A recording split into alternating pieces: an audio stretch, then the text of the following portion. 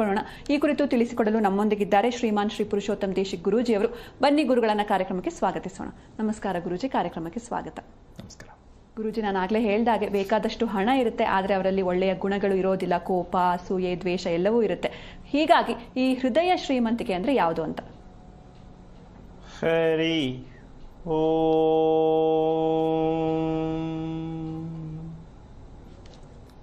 ಶ್ರೀ ಗುರುಭ್ಯೋ ನಮಃ. ಇದು ಶ್ರೀಮಂತಿಕೆ ಅಂದರೆ ಸ್ವಲ್ಪ ಆಶ್ಚರ್ಯಕವಾದ ವಿಷಯ. ಹೃದಯ ಶ್ರೀಮಂತಿಕೆ ಅಂದರೆ ಹೇಗಿರಬಹುದು ಅಂತಕ್ಕಂಥ ಒಂದು ಪ್ರಶ್ನೆ ಬರುತ್ತೆ. ನೀನು ಅವಾಗಲೇ ಹೇಳಿದ್ಯಾ, ಒಳ್ಳೆ ಗುಣ ಭಾವನೆಗಳು ಹೃದಯದಲ್ಲಿ ಇರಬೇಕು. ಅದಕ್ಕೆ ಒಂದು ಸಣ್ಣ ಉದಾಹರಣೆಯನ್ನು ಕೊಡ್ತೀನಿ.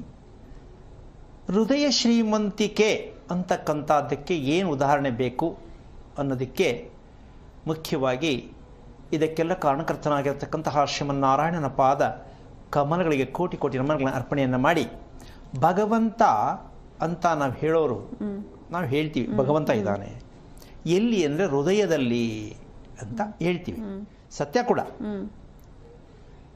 ಆಮೇಲೆ ಸ್ವಲ್ಪ ತಮಾಷೆಗೆ ಹೇಳೋದಾದ್ರೆ, ಅದು ಯಾಕೆ ಅಲ್ಲಿ ಗೊತ್ತಿಲ್ಲದಿರೋ ಜಾಗದಲ್ಲಿ ಅದು ಯಾಕೆ ಭಗವಂತ ಅವಸ್ಕೋಬೇಕಿತ್ತು ಅಂದರೆ ತಮಾಷೆಗೆ ಹೇಳೋದಾದ್ರೆ, ಹೃದಯ ಯಾಕೆ ಅಲ್ಲಿ ಹೋಯಿತು, ಅವಸ್ಕೊಂಡಿದೆ ಯಾಕೆ ಅಂದರೆ ಹೃದಯಕ್ಕೆ ಭಯ ಬಂತಂತೆ. ಹೃದಯಕ್ಕೆ ಭಯ ಬಂತಂತೆ ಯಾರನ್ನ ನಮ್ಮನ್ನು ಕಂಡ್ರೆ. ಇಲ್ಲಿ ಹೃದಯ ಅಂದ್ರೆ ದೇವರು, ಹೃದಯ ಅಂದ್ರೆ ದೇವರು, ಹೃದಯ ಅಂದ್ರೆ ಜ್ಞಾನ. ಈಗ ಏನಾಗಿದೆ, ಇಲ್ಲಿ ದೇವರುಗಳು ವ್ಯತ್ಯಾಸ ಆಗಿದೆ.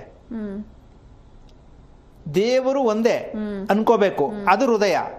ದೇವರುಗಳು ಅಂದಾಗ ನಾವೆಷ್ಟು ದೇವರುಗಳು ಮಾಡ್ತಾ ಇದ್ದೀವಿ ನಮಗೆ ಗೊತ್ತಿಲ್ಲ, ಹೌದಾ?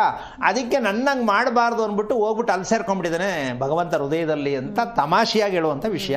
ಸತ್ಯ ಕೂಡ ಹೌದು, ಇರಬೇಕ ಸತ್ಯ. ನಮಗೆ ದೇವರು ಅಷ್ಟೇ, ದೇವರುಗಳು ಇಲ್ಲ. ನಮ್ಮ ಮನೆಗಳಲ್ಲಿ ಇಟ್ಟಿರ್ತಾರೆ ನೋಡಿ, ಅಪ್ಪ ಚಾಮುಂಡೇಶ್ವರಿ ಇದು ಒಂದು, ನಂಜನಗೂಡದು ಒಂದು, ಎಂತೆಂಥ ಡಿಫ್ರೆಂಟ್ ಅಂಗಡಿಗಳು ಇಟ್ಟಿರ್ತಾರೆ. ದೇವ್ರು ಯಾವುದು ಅಂದರೆ ಹೇಳೋದೇ ಒಂದು, ಅಲ್ಲಿ ಇಟ್ಟರು ದೇವರೇ ಬೇರೆ ಒಂದು. ಯಾಕೆಂದರೆ ಸ್ವಾಮಿ ಧರ್ಮಸ್ಥಳಕ್ಕೆ ಹೋಗಿದೆ ಒಂದು ತಂದೆ, ತಿರುಪತಿಗೆ ಹೋಗಿದೆ ಒಂದು ತಂದೆ. ಯಾಕೆಂದರೆ ಬೇಜಾರು, ದೇವಸ್ಥಾನಕ್ಕೆ ಹೋಗಿ ಹಂಗೆ ಬಂದರೆ ಹಿಂಗೆ ಬರೀ ಕೈಲಿ ಅಂದ್ಬಿಟ್ಟು ತಂದು ಲೈನ್ ಜೋಡಿಸ್ಕೊಳ್ಳೋದು. ಈ ರೀತಿಯಾಗಿರ್ತಕ್ಕಂತಹ ನಾವು ಎಲ್ಲಿವರೆಗೂ ದೇವರುಗಳು ಅಂತ ತಿಳ್ಕೊತೀವೋ, ನಾವು ಹೇಳ್ಬೇಕಾಗಿರೋದೇನು, ದೇವರು ಅಷ್ಟೇ ಹೇಳಬೇಕು. ನಾವು ಎಲ್ಲಿವರೆಗೂ ದೇವರುಗಳು ಅಂತ ಅನ್ಕೋತೀವೋ ಅಲ್ಲಿವರೆಗೂ ನಮಗೆ ಶ್ರೀಮಂತಿಕೆ ಹೃದಯ ಬರುವುದಿಲ್ಲ.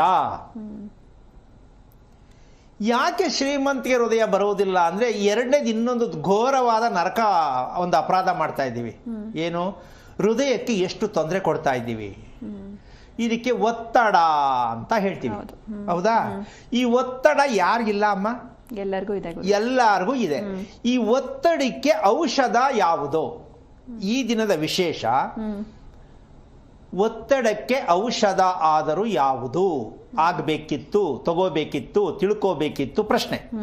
ಅದಕ್ಕೆ ಉತ್ತರ ಇವತ್ತು ಎಷ್ಟು ಸಾಧ್ಯವೋ ಅಷ್ಟು ತಿಳಿಸಕ್ಕೆ ಪ್ರಯತ್ನ ಮಾಡೋಣ. ಒತ್ತಡ ಯಾಕೆ? ಜೊತೆಗೆ ಇನ್ನೊಂದು ಆಶ್ಚರ್ಯಕವಾದ ಒಂದು ಬೆಳವಣಿಗೆ. ಮನುಷ್ಯನಿಗೆ ಒತ್ತಡ ಇರುವುದು ಸಹಜವಾಗಿ ಗೊತ್ತಿರೋ ವಿಷಯ. ಇನ್ನೊಂದು ಆಶ್ಚರ್ಯಕವಾಗಿರ್ತಕ್ಕಂಥ ವಿಚಾರ ಏನಂದ್ರೆ, ಮನೆಗೂ ಕೂಡ ಒತ್ತಡ ಇದೆ. ನಾವು ವಾಸ ಮಾಡುವ ಮನೆಯಲ್ಲೂ ಕೂಡ ಒತ್ತಡ ಇದೆ ಅಂತ ಇವತ್ತು ಸ್ವಲ್ಪ ಹೇಳೋಣ. ಮನೆಗೂ ಒತ್ತಡನ? ಹೌದು. ಭೂಮಿಯಲ್ಲಿ ಜೀವ ಇದೆ, ಒಪ್ಕೋಬೋದಲ್ಲಮ್ಮ? ಹೌದು ಗುರುಜಿ. ಜೀವ ಇಲ್ಲ ಅಂದ್ರೆ ಬೆಳೆನೇ ಬೆಳೆಯಲ್ಲ ಅಲ್ವಾ? ಭೂಮಿಗೂ ಕೂಡ ಒತ್ತಡ, ನಮಗೂ ಕೂಡ ಒತ್ತಡ. ಇದೆರಡೂ ಸೇರಿದಾಗ ಹೃದಯ ಏನಾಗಬಹುದು ಅಂತ ಯೋಚನೆ ಮಾಡೋದೇ ಆದರೆ ನಾವು ಎಲ್ಲಿದ್ದೀವಿ ಅಂತ ಸ್ವಲ್ಪ ಯೋಚನೆ ಮಾಡಬೇಕು. ಇದನ್ನ ಮರೆತು ದೇವರುಗಳನ್ನ ಮಾಡಲು ಹೊಟ್ಟಿದೀವಿ ನಾವು. ದೇವರುಗಳು, ಹೆಣ್ ದೇವರು, ಗಂಡು ದೇವರು, ಗ್ರಾಮ ದೇವರು, ಮನೆ ದೇವರು, ಎಷ್ಟು ಬೇಕಮ್ಮ, ಎಲ್ಲಾ ದೇವರುಗಳು ಮಾಡ್ತಾ ಇದ್ದೀವಿ. ನಾವು ಮಾತ್ರ ಅಲ್ಲೇ ಇದ್ದೀವಿ. ಯಾಕೆ ಅಂದ್ರೆ ನಮ್ಗೆ ಗೊತ್ತಿಲ್ಲ ಏನಕ್ಕೆ ಹಿಂಗಾಗ್ತಾ ಇದೆ ಅಂತ. ಹಾಗಾಗಿ ಇನ್ನು ಮುಂದೆ ಯಾವುದೇ ಆಗಲಿ, ಇನ್ನು ಮುಂದೆ ಅಂದ್ರೆ ಇಲ್ಲಿವರೆಗೂ ಆಗಿರೋ ತಪ್ಪು ಅನ್ನೋದಕ್ಕಿಂತ ಹೆಚ್ಚಾಗಿ ನಾವು ಎಷ್ಟರ ಮಟ್ಟಕ್ಕೆ ಇದನ್ನ ನಾವು ಅನುಭವಿಸಕ್ಕಾಗಿದೆ.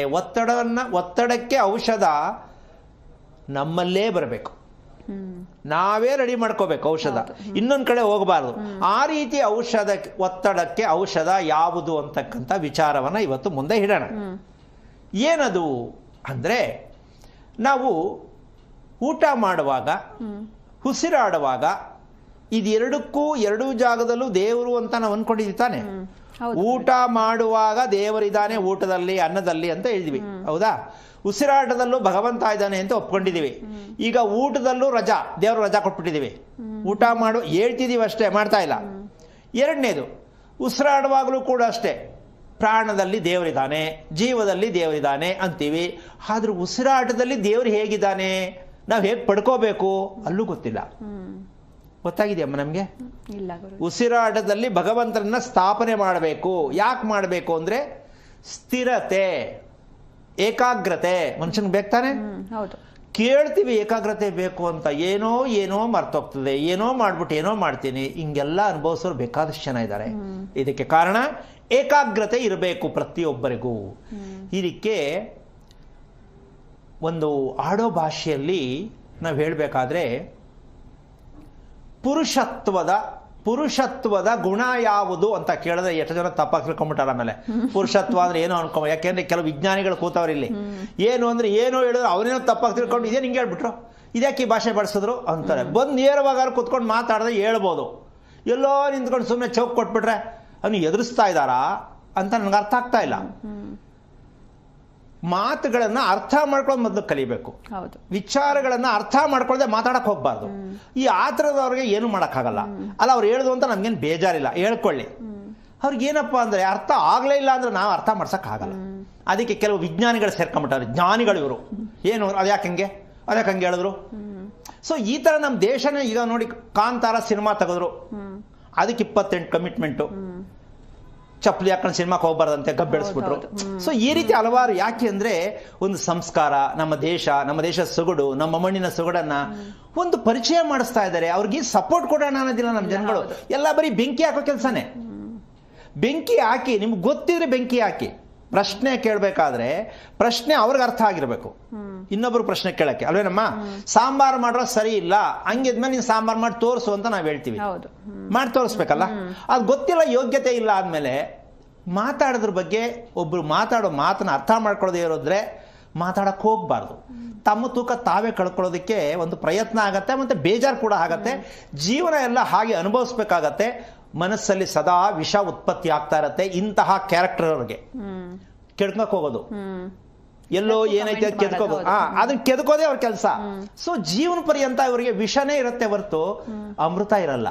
ಅದನ್ನ ಅಭ್ಯಾಸ ಇಟ್ಕೊಂಡ್ರೆ ಅದು ಅವ್ರಿಗೆ ಗೊತ್ತು, ನಮಗ್ ಗೊತ್ತಿಲ್ಲ. ಆದ್ರೆ ಯಾಕೆ ಮಾತು ಹೇಳ್ತೀನಿ ಅಂದ್ರೆ ಜನ ಮಾತಾಡಬಾರ್ದು, ಕೇಳಬಾರ್ದು, ವಾದ ಮಾಡಬಾರ್ದು ಹೇಳ್ತಾ ಇಲ್ಲ ನಾನು. ಆದ್ರೆ ನಿಮಗೆ ಎಷ್ಟು ಅರ್ಥ ಆಗಿದೆ ಮೊದಲು ತಿಳ್ಕೊಳ್ಳಿ. ಅರ್ಥ ಮಾಡ್ಕೊಂಡು ಇನ್ನೊಬ್ರಿಗೆ ಮಾತಾಡೋಕೆ ಪ್ರಯತ್ನ ಪಟ್ರೆ ಒಳ್ಳೇದು. ಅದು ಬಿಟ್ಟು ಸುಮ್ಮನೆ ಎಲ್ಲೋ ಕೂತ್ಕೊಂಡು ಗಲ್ಲಿಲಿ ಮಾತಾಡಿದ್ರೆ, ಫೋನಲ್ಲಿ ಮಾತಾಡಿದ್ರೆ, ಅದೆಲ್ಲ ನೆರಳಲ್ಲಿ ನಿಂತ್ಕೊಂಡು ಕತ್ತಲ್ಲಿ ಮಾತಾಡಿದ್ರೆ ಅದಕ್ಕೆಲ್ಲ ಕೇರ್ ಮಾಡಲ್ಲ ನಾವು. ಯಾಕೆ ಅಂತಂದ್ರೆ ಯಾವುದನ್ನು ಹೆದರ್ಸೋಕ್ಕೂ ಗೊತ್ತಿದೆ, ಅಂಥವ್ರು ಬುದ್ಧಿ ಕಲಿಸೋದು ಗೊತ್ತಿದೆ. ಎಲ್ಲವೂ ನಮ್ಮಲ್ಲಿ ಸಾಮರ್ಥ್ಯವನ್ನು ಇಟ್ಟುಕೊಂಡೇ ಕುತ್ಕೊಂಡು ಕಾರ್ಯಕ್ರಮಗಳು ಮಾತಾಡೋದು. ಅದೆಲ್ಲೆಲ್ಲ ಮಾತಾಡ್ಬಿಟ್ರೆ ಅದಕ್ಕೆ ಯಾವುದೇ ಕಾರಣಕ್ಕೂ ಬೆಲೆನೂ ಇರಲ್ಲ. ಆ ಥರ ಅಭ್ಯಾಸ ಯಾರಿಗೂ ಇರಬಾರ್ದು ಅಂತ ಹೇಳ್ತಾ ಹೋಗ್ತೀನಿ. ಈ ಥರದ ವಿಚಾರಗಳಲ್ಲಿ ಹಲವಾರು ರೀತಿ ಹೇಳ್ತಾರೆ, ಅದಕ್ಕೆಲ್ಲ ಸಮಸ್ಯೆ ಇಲ್ಲ. ಆದರೂ ಒಂದು ಮಾತು ಹೇಳಬೇಕು, ಅದು ಹೇಳಿದ್ದೀನಿ. ಈಗ ವಿಷಯಕ್ಕೆ ಬಂದರೆ, ಮನಸ್ಸಿಗೆ ಒತ್ತಡ ಯಾಕೆ ಬರುತ್ತೆ ಅನ್ನೋದಕ್ಕೆ ನಾವೊಂದು ದೊಡ್ಡ ತಪ್ಪೇನು ಮಾಡ್ತಾ ಇದ್ದೀವಿ ಅಂದರೆ, ಈ ನಾಳೆ ಅನ್ನೋದು ಒಂದಿದೆ, ಹೌದೇನಮ್ಮ? ಈ ನಾಳೆ ಅನ್ನುವುದೇ ಒಂದು ದೊಡ್ಡ ವಿಷವಾಗಿರೋದು ನಮ್ಮ ಜೀವನಕ್ಕೆ, ನಮ್ಮ ದೇಹಕ್ಕೆ, ನಮ್ಮ ಹೃದಯಕ್ಕೆ. ನಾಳೆ ಎನ್ನುವ ಪದ ಅರ್ಥ ಆಗ್ತಾ ಇದೆಯಾ? ಯಾಕೆ ಅಂದ್ರೆ ನಾವು ನಾಳೆ ಅಂದ್ರೆ ಭವಿಷ್ಯ ಅಂತ, ಹೌದಲ್ಲ? ಇದರಲ್ಲೇ ನಾವು ಸತ್ತು ಸುಣ್ಣ ಆಗ್ತಾ ಇರೋದು. ನನ್ನ ಮುಂದಿನ ಭವಿಷ್ಯ ನಾಳೆ ಏನು ಅಮ್ಮ? ನಾಳೆ ನಮ್ದ? ನಾಳೆ ನಮ್ದು ಅಲ್ವಲ್ಲ. ನಮಗೆ ಸಿಗುತ್ತಾ ಗೊತ್ತಿಲ್ಲ, ನಾವ್ ಇರ್ತೀವ ಗೊತ್ತಿಲ್ಲ. ಅಲ್ಲ, ಇರ್ತೀವಿ. ಆದ್ರೆ ನಾವು ಯಾವ ಮಟ್ಟಕ್ಕೆ ಇರಬೇಕು? ನಾಳೆ ಅನ್ನೋದು ನಮಗೆ ಬೇಡ. ಯಾಕೆ ಅಂದ್ರೆ ನಾಳೆ ಅಂತಕ್ಕಂಥದ್ದು ಶ್ರೀಮಂತದ ಹೃದಯ ಅಲ್ಲ. ಈ ದಿನ ಇದು ಶ್ರೀಮಂತಿಕೆಯ ಹೃದಯ. ಯಾಕೆ ಅಂದ್ರೆ ಇವತ್ತನ್ನ ಪ್ರೀತಿಸು, ಇವತ್ತನ್ನ ನೀನು ಎಷ್ಟು ಬೇಕಾದ್ರೂ ಅದನ್ನ ಬಳಸಕ್ ಪ್ರಯತ್ನ ಮಾಡು. ಖುಷಿಯಾಗಿ, ನೆಮ್ಮದಿಯಾಗಿ, ಸಂತೋಷವಾಗಿರ್ಬೋದು. ಇವತ್ತನ್ನ ಬಿಟ್ಟು ನಾಳೆ ಏನು, ನಾಳೆ ಏನಾಗತ್ತೆ, ಬೆಳಿಗ್ಗೆ ಏನಾಗತ್ತೆ ಅಂತ ಯಾರು ಅನ್ಕೋತಾರೋ ಅಮ್ಮ, ಇವತ್ತು ಪೂರ್ಣವಾಗಿ ಅವರು ಈ ದಿನವನ್ನ ಪೂರ್ಣ ಕಳ್ಕೊಂಡ್ಬಿಡ್ತಾರೆ. ಈ ದಿನವನ್ನ ಕಳ್ಕೋತಾರೆ. ನಾಳೆ ಬೆಳಿಗ್ಗೆ ಯೋಚನೆ ಮಾಡೋರು ಮೈಂಡಲ್ಲಿ ಏನು ಬರುತ್ತೆ ಅಂದ್ರೆ, ಹಳಸಿದ ಆಹಾರ, ಅಳಸಿದ ಆಹಾರವಾಗತ್ತೆ. ಯಾವುದು? ಊಟ ಮಾಡುವಾಗಲೂ ನಾಳೆ ಏನು, ನಾಳೆಗೆ ಏನು ಸಾಂಬಾರು ಮಾಡೋದು, ಇವತ್ತೇನೋ ಮಾಡಿಬಿಟ್ಟೆ, ನಾಳೆಗೆ ಏನು ಮಾಡೋದು ಅಂತ ಯಾರು ಯೋಚನೆ ಮಾಡ್ಕೋತಾರೋ ಅವ್ರಿಗೆ ಬರುವಷ್ಟು low B P, I B P ಇನ್ಯಾರಿಗೂ ಬರಲ್ಲ. ನಾಳೆ ಬೆಳಗ್ಗೆ ತಿಂಡಿ ಮಾಡೋದಕ್ಕೆ ಯಾಕೆ ಯೋಚನೆ ಹಿಂಗೆ ಮಾಡ್ತೀರಾ? ಹಾಗಂತ ನಾವು ಮನೆ ರೆಡಿ ಮಾಡ್ಕೋಬಾರ್ದ? ರೆಡಿ ಮಾಡ್ಕೊಳ್ಳೋದಲ್ಲ, ಏನಿದೆಯೋ ಅದನ್ನ ರೆಡಿ ಮಾಡಬೇಕು. ಏನಮ್ಮ, ಸಾಸಿವೆ ಇಲ್ಲ, ಅದಿಲ್ಲದೆ ಇರೋದು ಯಾವ್ದಾದ್ರು ತಿಂಡಿ ಮಾಡಿ. ಮೆಣಸಿನ್ಕಾಯಿ ಇಲ್ಲ, ಅದಿಲ್ಲದೆ ಇರೋದು ಯಾವ್ದಾದ್ರು ತಿಂಡಿ ಮಾಡಿ. ಇದು ಒಂದು ಬದುಕು. ಇರುವುದನ್ನ, ನಮ್ಮ ಕಣ್ಣು ಮುಂದೆ ಇರುವುದನ್ನ ಬಳಸೋದಕ್ಕೆ ಪ್ರಯತ್ನ ಮಾಡ್ತಕ್ಕಂಥದಕ್ಕೆ ಸಂಸಾರದ ಚಮತ್ಕಾರ ಅಂತಾರೆ. ಮನುಷ್ಯನು ಅಷ್ಟೇ, ಬದುಕಬೇಕಾದ್ರೆ ನನ್ನ ಹತ್ರ ಸ್ಕೂಟರ್ ಇಲ್ಲ, ನನ್ನ ಹತ್ರ ವೆಹಿಕಲ್ ಇಲ್ಲ ಅಂತ ಯೋಚನೆ ಮಾಡಬಾರ್ದು. ಏನಿದೆಯೋ ಅದನ್ನೇ ಬಳಸಬೇಕು, ಕೊರಗಬಾರ್ದು. ನಡ್ಕೊಂಡೋದ್ರೆ ಆರೋಗ್ಯ ಚೆನ್ನಾಗಿರುತ್ತೆ, ಖುಷಿ ಪಡೋಣ ಅಲ್ವಾ? ನಡ್ಕೊಂಡೋದ್ರೆ ಎಷ್ಟು ಚೆನ್ನಾಗಿ ನನಗೆ ದೇಹಕ್ಕೆಲ್ಲ ಏನೇನು ಬೇಕೆಲ್ಲ ಸಿಗುತ್ತೆ, ಖುಷಿ ಪಡೋಣ. ಇಲ್ಲ ನನಗೆ ಆಗೋದಿಲ್ಲ, ಇವತ್ತು ಯಾವ ಮಟ್ಟಕ್ಕಾಗಿದೆ, ಹಾಲು ತಗೊಂಬ ಅಂತ ಸ್ಕೂಟರ್ ತಗೋತಾರೆ. ಪಕ್ಕದಲ್ಲಿ ಒಂದು 25 ಹೆಜ್ಜೆ ಹೋದ್ರೆ ಹಾಲು ಸಿಗುತ್ತೆ, ಅಲ್ಲಿಗೂ ಸ್ಕೂಟ್ರು. ಈ ಅಭ್ಯಾಸದಿಂದ ನಾವು ಒತ್ತಡವನ್ನ ಮಾಡ್ಕೊಳ್ಳೋದಿಕ್ಕೆ, ಒತ್ತಡಕ್ಕೆ ಔಷಧಿಯನ್ನ ತಗೋತಾ ಇದೀವಿ, ಒತ್ತಡ ಬರೋಕ್ಕೆ. ಇಲ್ಲಿ ನಾವು ಒತ್ತಡ ನಿವಾರಣೆಗೆ ಔಷಧಿ ಇಲ್ಲ. ಯಾಕಿಲ್ಲ ಅಂತಕ್ಕಂಥದ್ದು ಈ ಅಭ್ಯಾಸ ಏನಕ್ಕೆ ಬರುತ್ತೆ? ಮಕ್ಕಳಿಗೂ ಕೂಡ ತಂದೆ ತಾಯಿಗಳು, ಪೋಷಕರಲ್ಲಿ ಒಂದು ವಿನಂತಿ ನಾನು ಕೇಳ್ತೀನಿ, ಮಕ್ಕಳಿಗೆ ಮುಂದಿನ ಭವಿಷ್ಯವನ್ನ ದಯವಿಟ್ಟು ಹೇಳಕ್ ಹೋಗಬೇಡಿ. ನಿಮ್ಮ ಮಕ್ಕಳು ನೆಮ್ಮದಿಯಾಗಿ ಆರೋಗ್ಯವಾಗಿರಬೇಕು, ನಿದ್ದೆ ಮಾಡಬೇಕು, ಕರೆಕ್ಟ್ ಟೈಮ್ಗೆ ಯೂರಿನ್ ಮೋಷನ್ಗೆ ಹೋಗಬೇಕು ಅನ್ನೋದೇ ಆದರೆ ತಂದೆ ತಾಯಿಗಳಾದ ನೀವು ನಿಮ್ಮ ಮಕ್ಕಳಿಗೆ ತಿರುಚಬೇಡಿ.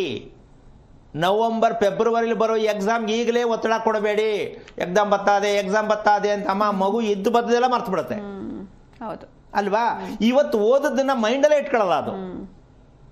ಆಮೇಲೆ ಈ ತಂದೆ ತಾಯಿಗಳಿಗೆ ದೊಡ್ಡ ತಪ್ಪು ಮಾಡ್ತಾ ಇರೋದೇನು ಅಂದರೆ, ಪರೀಕ್ಷೆ ಹತ್ರ ಬಂತು, ಕುತ್ಕೋ, ಎಲ್ಲೂ ಹೋಗ್ಬೇಡ, ಟಿವಿ ನೋಡ್ಬೇಡ, ಕುತ್ಕೋ. ಸೊ ಅದು ಎಷ್ಟು ಮಟ್ಟಿಗೆ ಸರಿ ಅಂತ ನನಗೆ ಅರ್ಥ ಆಗ್ತಾ ಇಲ್ಲ. ಅದಕ್ಕೋಸ್ಕರವಾಗಿ ಮಕ್ಕಳಿಗೆ ನೀವು ಒತ್ತಡ ಬಸ್ಕೊಂಡೇ ಮಕ್ಕಳು ಪಡ್ಕೊಂಡಿದ್ದೀರಾ. ನಿಮ್ಮ ಮಕ್ಕಳನ್ನ ನೀವು ಪಡ್ಕೊಂಡ್ರದೇ ನಿಮ್ಮ ಒತ್ತಡದಲ್ಲಿ. ಗಂಡ ಹೆಂಡತಿ ಇಬ್ಬರು ಒತ್ತಡವೇ ಮಗು ಬಂದಿದೆ, ಮತ್ತೆ ಮಗು ಇನ್ನೂ ಜಾಸ್ತಿ ಒತ್ತಡ ಆಗ್ತೀರಾ. ಆ ಮಗುವಿಗೆ ನಿಮಗೆ ನಿಮ್ಮ ಮಕ್ಕಳ ಹೃದಯ ನಿಮ್ಮ ಮಕ್ಕಳಿಗೆ ಸಿಗಲಿಕ್ಕಿಲ್ಲ, ನಿಮ್ಮ ಹೃದಯ ನಿಮಗೆ ಸಿಗಲಿಕ್ಕಿಲ್ಲ. ನಿಮ್ಮ ಹೃದಯ ನಿಮ್ಮದೇ ಆಗಿರೋ ಪಕ್ಷದಲ್ಲಿ ಈ ದಿನ, ಈ ಕ್ಷಣ ಅನುಭವಿಸುವುದನ್ನ, ಖುಷಿ ಪಡುವುದನ್ನ, ಸಂತೋಷ ಪಡುವುದನ್ನ, ಸಿಕ್ಕಿದ ಆಹಾರವನ್ನು ಬಳಸುವುದನ್ನ ಪ್ರಯತ್ನಿಸಿದಾಗ ಒತ್ತಡ ಕಮ್ಮಿ ಆಗತ್ತೆ ಅನ್ನೋದಕ್ಕೆ ಒಂದು ಸಣ್ಣ ಮಾಹಿತಿಯನ್ನು ಕೊಡ್ತೀನಿ. ಏನು? ಊಟ ಮಾಡಬೇಕಾದ್ರೆ ನಾವು ಬೆಳೆಯುವಂಥ ಭೂಮಿಗೆ, ಬೆಳೆಯುವಂಥ ಬೆಳೆಗೆ, ಬೆಳೆದಂಥ ರೈತನಿಗೆ, ಮಾಡತಕ್ಕಂಥ ಅಡಿಗೆ ಮಾಡಿರ್ತಕ್ಕಂತಹ ಗೃಹಿಣಿಗೆ, ಇವ್ರಿಗೆಲ್ಲ ಕೃತಜ್ಞತೆ ಬೇಕಲ್ಲಮ್ಮ? ಹೌದು, ಕೊಡಬೇಕಲ್ವಾ? ಖಂಡಿತ. ಈ ಕೃತಜ್ಞತೆಗೋಸ್ಕರವಾಗಿ ಆ ಊಟದ ಮುಂದೆ ಕೂತಾಗ ತಂದೆ ತಾಯಿಗಳು ಹೇಳ್ತಾ ಇರ್ತಕ್ಕಂಥದ್ದು, ಮೊದಲು ಮಕ್ಕಳಿಗೆ ಹೇಳ್ಕೊಡೋದಲ್ಲ, ನೀವು ರೆಡಿ ಆಗಬೇಕು. ಒಂದು ಪ್ರಾರ್ಥನೆಯನ್ನ ಮಾಡಿ, ಶಿವನಿಗೋ ಲಕ್ಷ್ಮಿಗೋ ನಿಮ್ಗೆ ಇಷ್ಟವಾದ ದೇವರು ಒಂದು ಪ್ರಾರ್ಥನೆ, ಈ ಪ್ರಸಾದ ಅಂತ ಬಾಯಲ್ಲಿ ಹೇಳಬೇಕು. ದೇವಸ್ಥಾನದಲ್ಲಿ ಕೊಟ್ಟಾಗ ಪ್ರಸಾದ ಅಂತಿರಲ್ಲ, ಅದನ್ನೇ ಮನೆಯಲ್ಲಿ ಮಾಡಿದ್ದನ್ನು ಪ್ರಸಾದ ಅಂತ ಅನ್ಕೊಳ್ಳಿ. ಕಲಿಸಿ ಮಕ್ಕಳಿಗೆ. ನೀವು ಪ್ರಸಾದ ಅಂತ ಹೇಳೋದು ಕಲ್ತ್ಕೊಳ್ಳಿ. ಎಷ್ಟೋ ಜನ್ಮದ ಕರ್ಮಗಳ ನಿವಾರಣೆ ಆಗತ್ತೆ. ಆ ಬಹುವಚನವನ್ನು ಬಳಸಿದಷ್ಟು ಮಾತಿನಲ್ಲಿ ನಾವು ಎಷ್ಟು ಕ್ರಮಬದ್ಧವಾಗಿ ಮಾತನಾಡೋದು ಕಲಿತೀವಿ, ಬಹುವಚನವನ್ನು ಕಲಿಸ್ತೀವಿ, ನಾವು ಮಾತು ಉಪಯೋಗಿಸ್ತೀವಿ, ಈ ಪದ ಜೋಡಣೆ ಎಷ್ಟು ಚೆನ್ನಾಗಿರುತ್ತೆ. ಇವೆಲ್ಲವೂ ಕೂಡ ನಮ್ಮ ಮಾತಿನಲ್ಲಿ, ನಮ್ಮ ಮನಸ್ಸಿನಲ್ಲಿ ದೇವತೆ ವಾಸ ಮಾಡ್ತಾರೆ ಅಂತ ತಿಳ್ಕೋಬೇಕು. ನಮ್ಮ ಮಾತಿನಲ್ಲಿ, ನಮ್ಮ ಮನಸ್ಸಿನಲ್ಲಿ ದೇವತೆಗಳು ವಾಸ ಮಾಡ್ತಕ್ಕಂತಹ ಒಂದು ಸ್ಥಾನವಾಗಿರುತ್ತೆ. ಮನಸ್ಸೋ ಇಚ್ಛೆ ಏನೇನೋ ಮಾತಾಡ್ತಕ್ಕಂಥದ್ದಲ್ಲ. ಸಂದರ್ಭಕ್ಕನುಸಾರವಾಗಿ, ಅನುಕೂಲಕ್ಕನುಸಾರವಾಗಿ ಅರ್ಥಗರ್ಭಿತವಾದ ಮಾತುಗಳನ್ನಾಡೋದನ್ನ ದೊಡ್ಡವ್ರು ಕಲಿಬೇಕು, ಮಕ್ಕಳಿಗೂ ಅದನ್ನು ಕಲಿಸ್ಬೇಕು. ಇದೆಲ್ಲ ಶಿಕ್ಷಣ ವ್ಯವಸ್ಥೆಯಲ್ಲಿ ಇಲ್ಲ. ಪ್ರತಿಯೊಬ್ಬರು ಮನೆಯಲ್ಲಿ ಇದನ್ನೆಲ್ಲ ಮಾಡ್ಕೊಳ್ತಕ್ಕಂಥ ಒಂದು ವಿಚಾರ. ಅದಕ್ಕೆ ಊಟಕ್ಕೆ ಕೂತಾಗ ಒಂದು ದೇವರ ಸ್ಮರಣೆ ಮಾಡಿ ಆ ತಟ್ಟೆಯನ್ನು ಮುಟ್ಟಬೇಕು.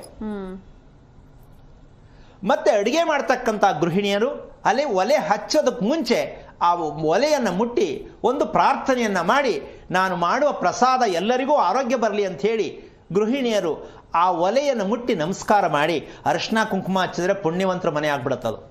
ಪ್ರತಿದಿನ ಬೆಳಗ್ಗೆ ಎದ್ದ ತಕ್ಷಣ ದೇವಸ್ಥಾನಕ್ಕೆ ಹೋಗಿ ರೌಂಡ್ ಹೊಡಿಯೋದಲ್ಲ ರೀ. ನಿಮ್ಮ ಮನೆಯಲ್ಲಿ ಎಲ್ಲರಿಗೂ ಆರೋಗ್ಯ ಬೇಕು ಅಂತಕ್ಕಂಥ ಅಡುಗೆ ಮಾಡ್ತಕ್ಕಂಥ ಒಲೆಗೆ ಒಂದು ಅರಿಶಿನ ಕುಂಕುಮ ಹಚ್ಚಿ ಒಂದು ಪ್ರಾರ್ಥನೆಯನ್ನೇ ಮಾಡಿ ಒಲೆ ಹಚ್ಚಿದ್ರೆ ನಿಮ್ಮ ಮನಸ್ಸು ನೆಮ್ಮದಿ, ಮಾಡಿದಂಥ ಅಡುಗೆ ಖುಷಿ, ಅಡುಗೆ ರುಚಿ, ಬೇಗ ಅಡುಗೆ ಆಗತ್ತೆ, ಬೇಗ ಕೆಲಸ ಆಗತ್ತೆ, ಎಷ್ಟು ಖುಷಿಯಾಗಿರುತ್ತೆ, ಎಷ್ಟಮ್ಮ ಇರುತ್ತೆ ಸತ್ಯ ತಿಳ್ಕೊಂಡ್ರೆ. ಹೌದಲ್ಲ? ಅಡುಗೆ ಮಾಡೋರು ಪ್ರಾರ್ಥನೆ ಮಾಡ್ತಕ್ಕಂಥದ್ದು, ಊಟ ಮಾಡೋರು ಪ್ರಾರ್ಥನೆ ಮಾಡ್ತಕ್ಕಂಥದ್ದು, ಈ ಅಭ್ಯಾಸ ಮನೆಯಲ್ಲಿ ಮಾಡ್ತಾ ಬಂದರೆ, ಮತ್ತೆ ಅಡುಗೆ ಆಗಬೇಕಾದ್ರೆ ಯಾವುದೋ ನಿಮ್ಗೆ ಇಷ್ಟವಾದದ್ದು ವಿಷ್ಣು ಸಹಸ್ರನಾಮನೋ ಲಲಿತ ಸಹಸ್ರನಾಮನೋ ರುದ್ರಕ್ಕೋ ಯಾವುದೋ ಸಂಬಂಧಪಟ್ಟಿದ್ದು ಒಂದು ಕಿವಿಯಲ್ಲಿ ಕೇಳಿಕೊಂಡು ಆ ಅಡುಗೆ ಮಾಡ್ತಾ ಇದ್ರೆ ಅದು ಮಹಾಪ್ರಸಾದವಾಗತ್ತೆ.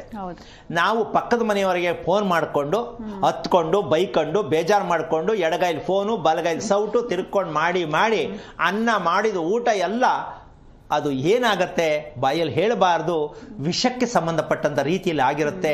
ಮಾಡಿದವರು ಕೂಡ ಮನಸ್ಸು ಹಾಗೇ ಇರುತ್ತೆ, ಊಟ ಮಾಡಿದವರು ಹಾಗೇ ಇರ್ತಾರೆ. ಇನ್ನು ಆರೋಗ್ಯ ಎಲ್ಲಿ ಮಟ್ಟಕ್ಕೆ ಸರಿ ಬರುತ್ತೆ ಅನ್ನೋದಕ್ಕಿಂತ ಹೆಚ್ಚಾಗಿ ಭಗವಂತನ ಸ್ಮರಣೆ ಆಯ್ತಾ ಅಲ್ಲಿ?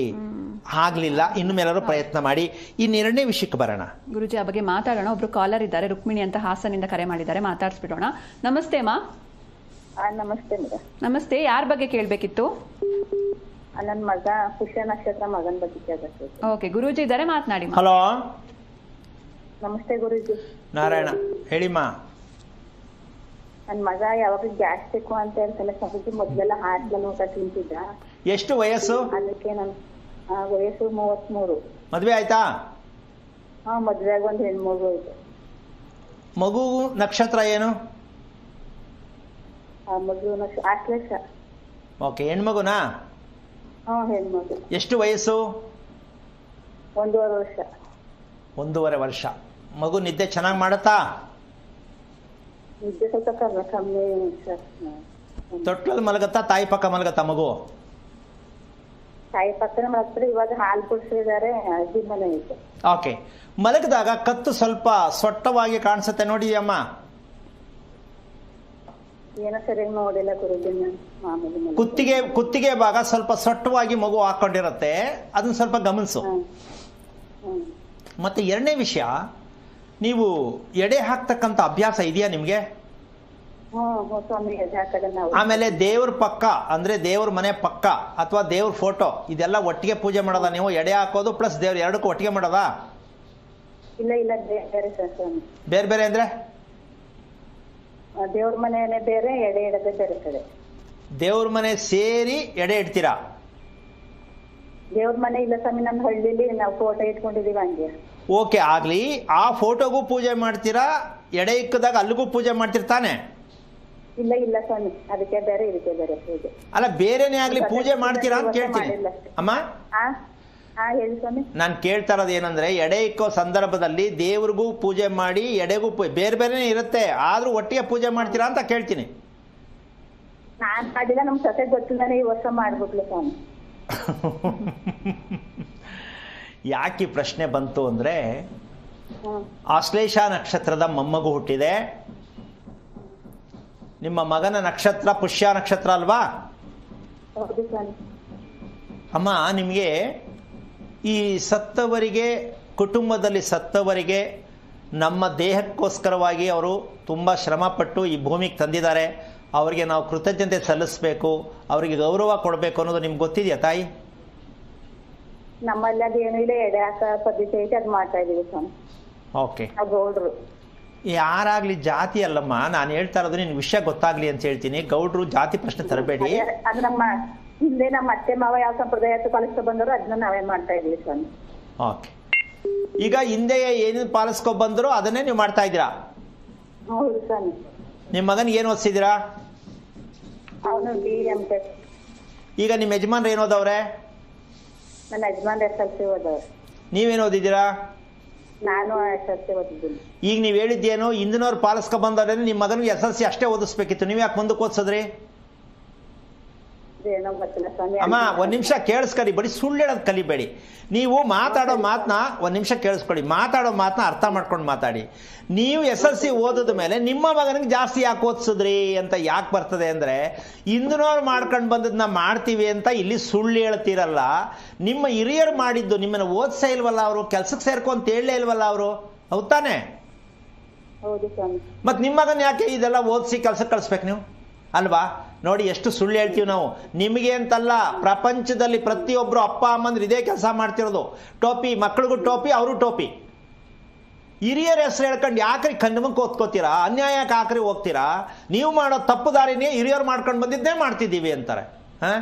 ಅವರು ಪಂಚೆ ಹಾಕೊಂಡು ಓಡಾಡ್ತಿದ್ರು, ನಿಮ್ಮ ಮಕ್ಕಳಿಗೆ ಶೂಟ್ ಹಾಕಿ ಪ್ಯಾಂಟ್ ಹಾಕಿಸ್ತೀರಾ, ಹಿರಿಯರು ಮಾಡಿದ ಮಾಡ್ತೀವಿ ಅಂತೀರಾ. ಎಲ್ಲಮ್ಮ ಒಳ್ಳೇದಾಗತ್ತೆ. 30-31 ವರ್ಷಕ್ಕೆ ಗ್ಯಾಸ್ಟ್ರಿಕ್ ಅಂತಕ್ಕಂಥ ರೋಗಕ್ಕೆ ಅಂದರೆ ಅಲ್ಲಾಗಿರ್ತಕ್ಕಂಥ ವಿಚಾರ ಏನಂದರೆ, ಹೊಟ್ಟೆ ಶುದ್ಧೀಕರಣ ಇಲ್ಲದೆ ಇರತಕ್ಕಂತಹ, ತಮ್ಮ ಹೊಟ್ಟೆಯನ್ನು ತಾವು ಮಾಡ್ತಕ್ಕಂತಹ ಒಂದು ಶುದ್ಧೀಕರಣ ಮಾಡ್ತಕ್ಕಂಥ ವಿಚಾರನೇ ಗೊತ್ತಿಲ್ಲ. ಅಂದರೆ ಮದುವೆ ಮಾಡಿದ್ದೀರಾ, ಅದಕ್ಕೊಂದು ಮಗು ಬಂತು, ಆ ಮಗು ಉಸಿರಾಟದ ಸಮಸ್ಯೆ, ನಿಮ್ಮ ಮಗನಿಗೆ ಗ್ಯಾಸ್ಟ್ರಿಕ್ ಸಮಸ್ಯೆ, ಈ ರೀತಿ ರೋಗದ್ದೆಲ್ಲ ಮನೆ ತುಂಬ ಎಲ್ಲ ರೋಗಗಳು ತುಂಬಿಕೊಂಡ ಮೇಲೆ ಎಲ್ಲಮ್ಮ ಒಳ್ಳೆಯದಾಗತ್ತೆ. ಆಮೇಲೆ ಹೇಳ್ತೀರಾ ಹಿರಿಯರ ಮೇಲೆ. ಈ ಥರ ಬದುಕನ್ನು ಯಾವತ್ತೂ ಬದುಕಬೇಡಿ. ಹಿರಿಯರನ್ನ ಸೈಡ್ಗೆ ಮಡಗಿ, ಅವ್ರು ಮಾಡ್ಕೊಂಡು ಬಂದಿದ್ದು ಸರಿಯಾಗಿದ್ದರೆ ನೀವು ಮಾಡ್ಕೊಂಡು ಹೋಗಿ. ಅವ್ರು ಮಾಡ್ಕೊಂಡು ಬಂದಿದ್ದು ಅವರು ಕಷ್ಟ ಅನುಭವಿಸ್ತಿದ್ದಾರೆ ಅಂದರೆ ದಯವಿಟ್ಟು ಅದನ್ನು ಬಿಟ್ಟು ನೀವು ತಿಳ್ಕೊಂಡು ಪರಿವರ್ತನೆ ಮಾಡ್ಕೊಳ್ಳಿ. ಅಮ್ಮ ಅರ್ಥ ಆಯ್ತಾ? ಅರ್ಥ ಆಯ್ತು ಸ್ವಾಮಿ. ಇನ್ನು ಮೇಲೆ ಅದನ್ನು ಮಾಡಿ. ಈಗ ನೋಡಿ, ನಮ್ಮ ಸೊಸೆ ಗೊತ್ತಿಲ್ಲದೆ ಮಾಡ್ಬಿಟ್ಟು ನೀವಿದ್ದಂಗೆ ನಿಮ್ಮ ಸೊಸೆ ಹೆಂಗ್ ಮಾಡ್ತಾಳೆ? ದೊಡ್ಡವ್ರು ನೀವು ಮಾಡಬೇಕು, ನಿಮ್ಮ ಸೊಸೆ ಹೆಂಗ್ ಮಾಡೋಕ್ಕಾಗತ್ತೆ? ಅವ್ರಿಗೆ ಅಧಿಕಾರ ಹೆಂಗ್ ಬಂತು? ಮಾಡಂಗಿಲ್ಲ. ಬರೀ ಒಂದು ಎಡೆಗೆ ಮಾತ್ರ ಪೂಜೆ ಮಾಡುವಂತ ಅವಳು ಫೋಟೋಕ್ಕೂ ಪೂಜೆ ಮಾಡಿದ್ಲು. ಒಂದ್ ನಿಮಿಷಮ್ಮ, ನೀವು ಅದಕ್ಕೆ ನಿಮ್ಮ ಮೂಲಕನೇ ಆಗ್ಬೇಕು. ಸೊಸೆ ಮಗನಿಗೆ ಅಧಿಕಾರ ಇಲ್ಲ, ನೀವೇ ಮಾಡಬೇಕು. ಸೊಸೆ ಮಗ ಮೊಮ್ಮಕ್ಕಳಿಗೆ ಅಧಿಕಾರ ಇಲ್ಲ, ಅವರು ಪ್ರಾರ್ಥನೆ ಅಷ್ಟೇ ಮಾಡತಕ್ಕಂಥ ನೀವೇ ಮಾಡಬೇಕು.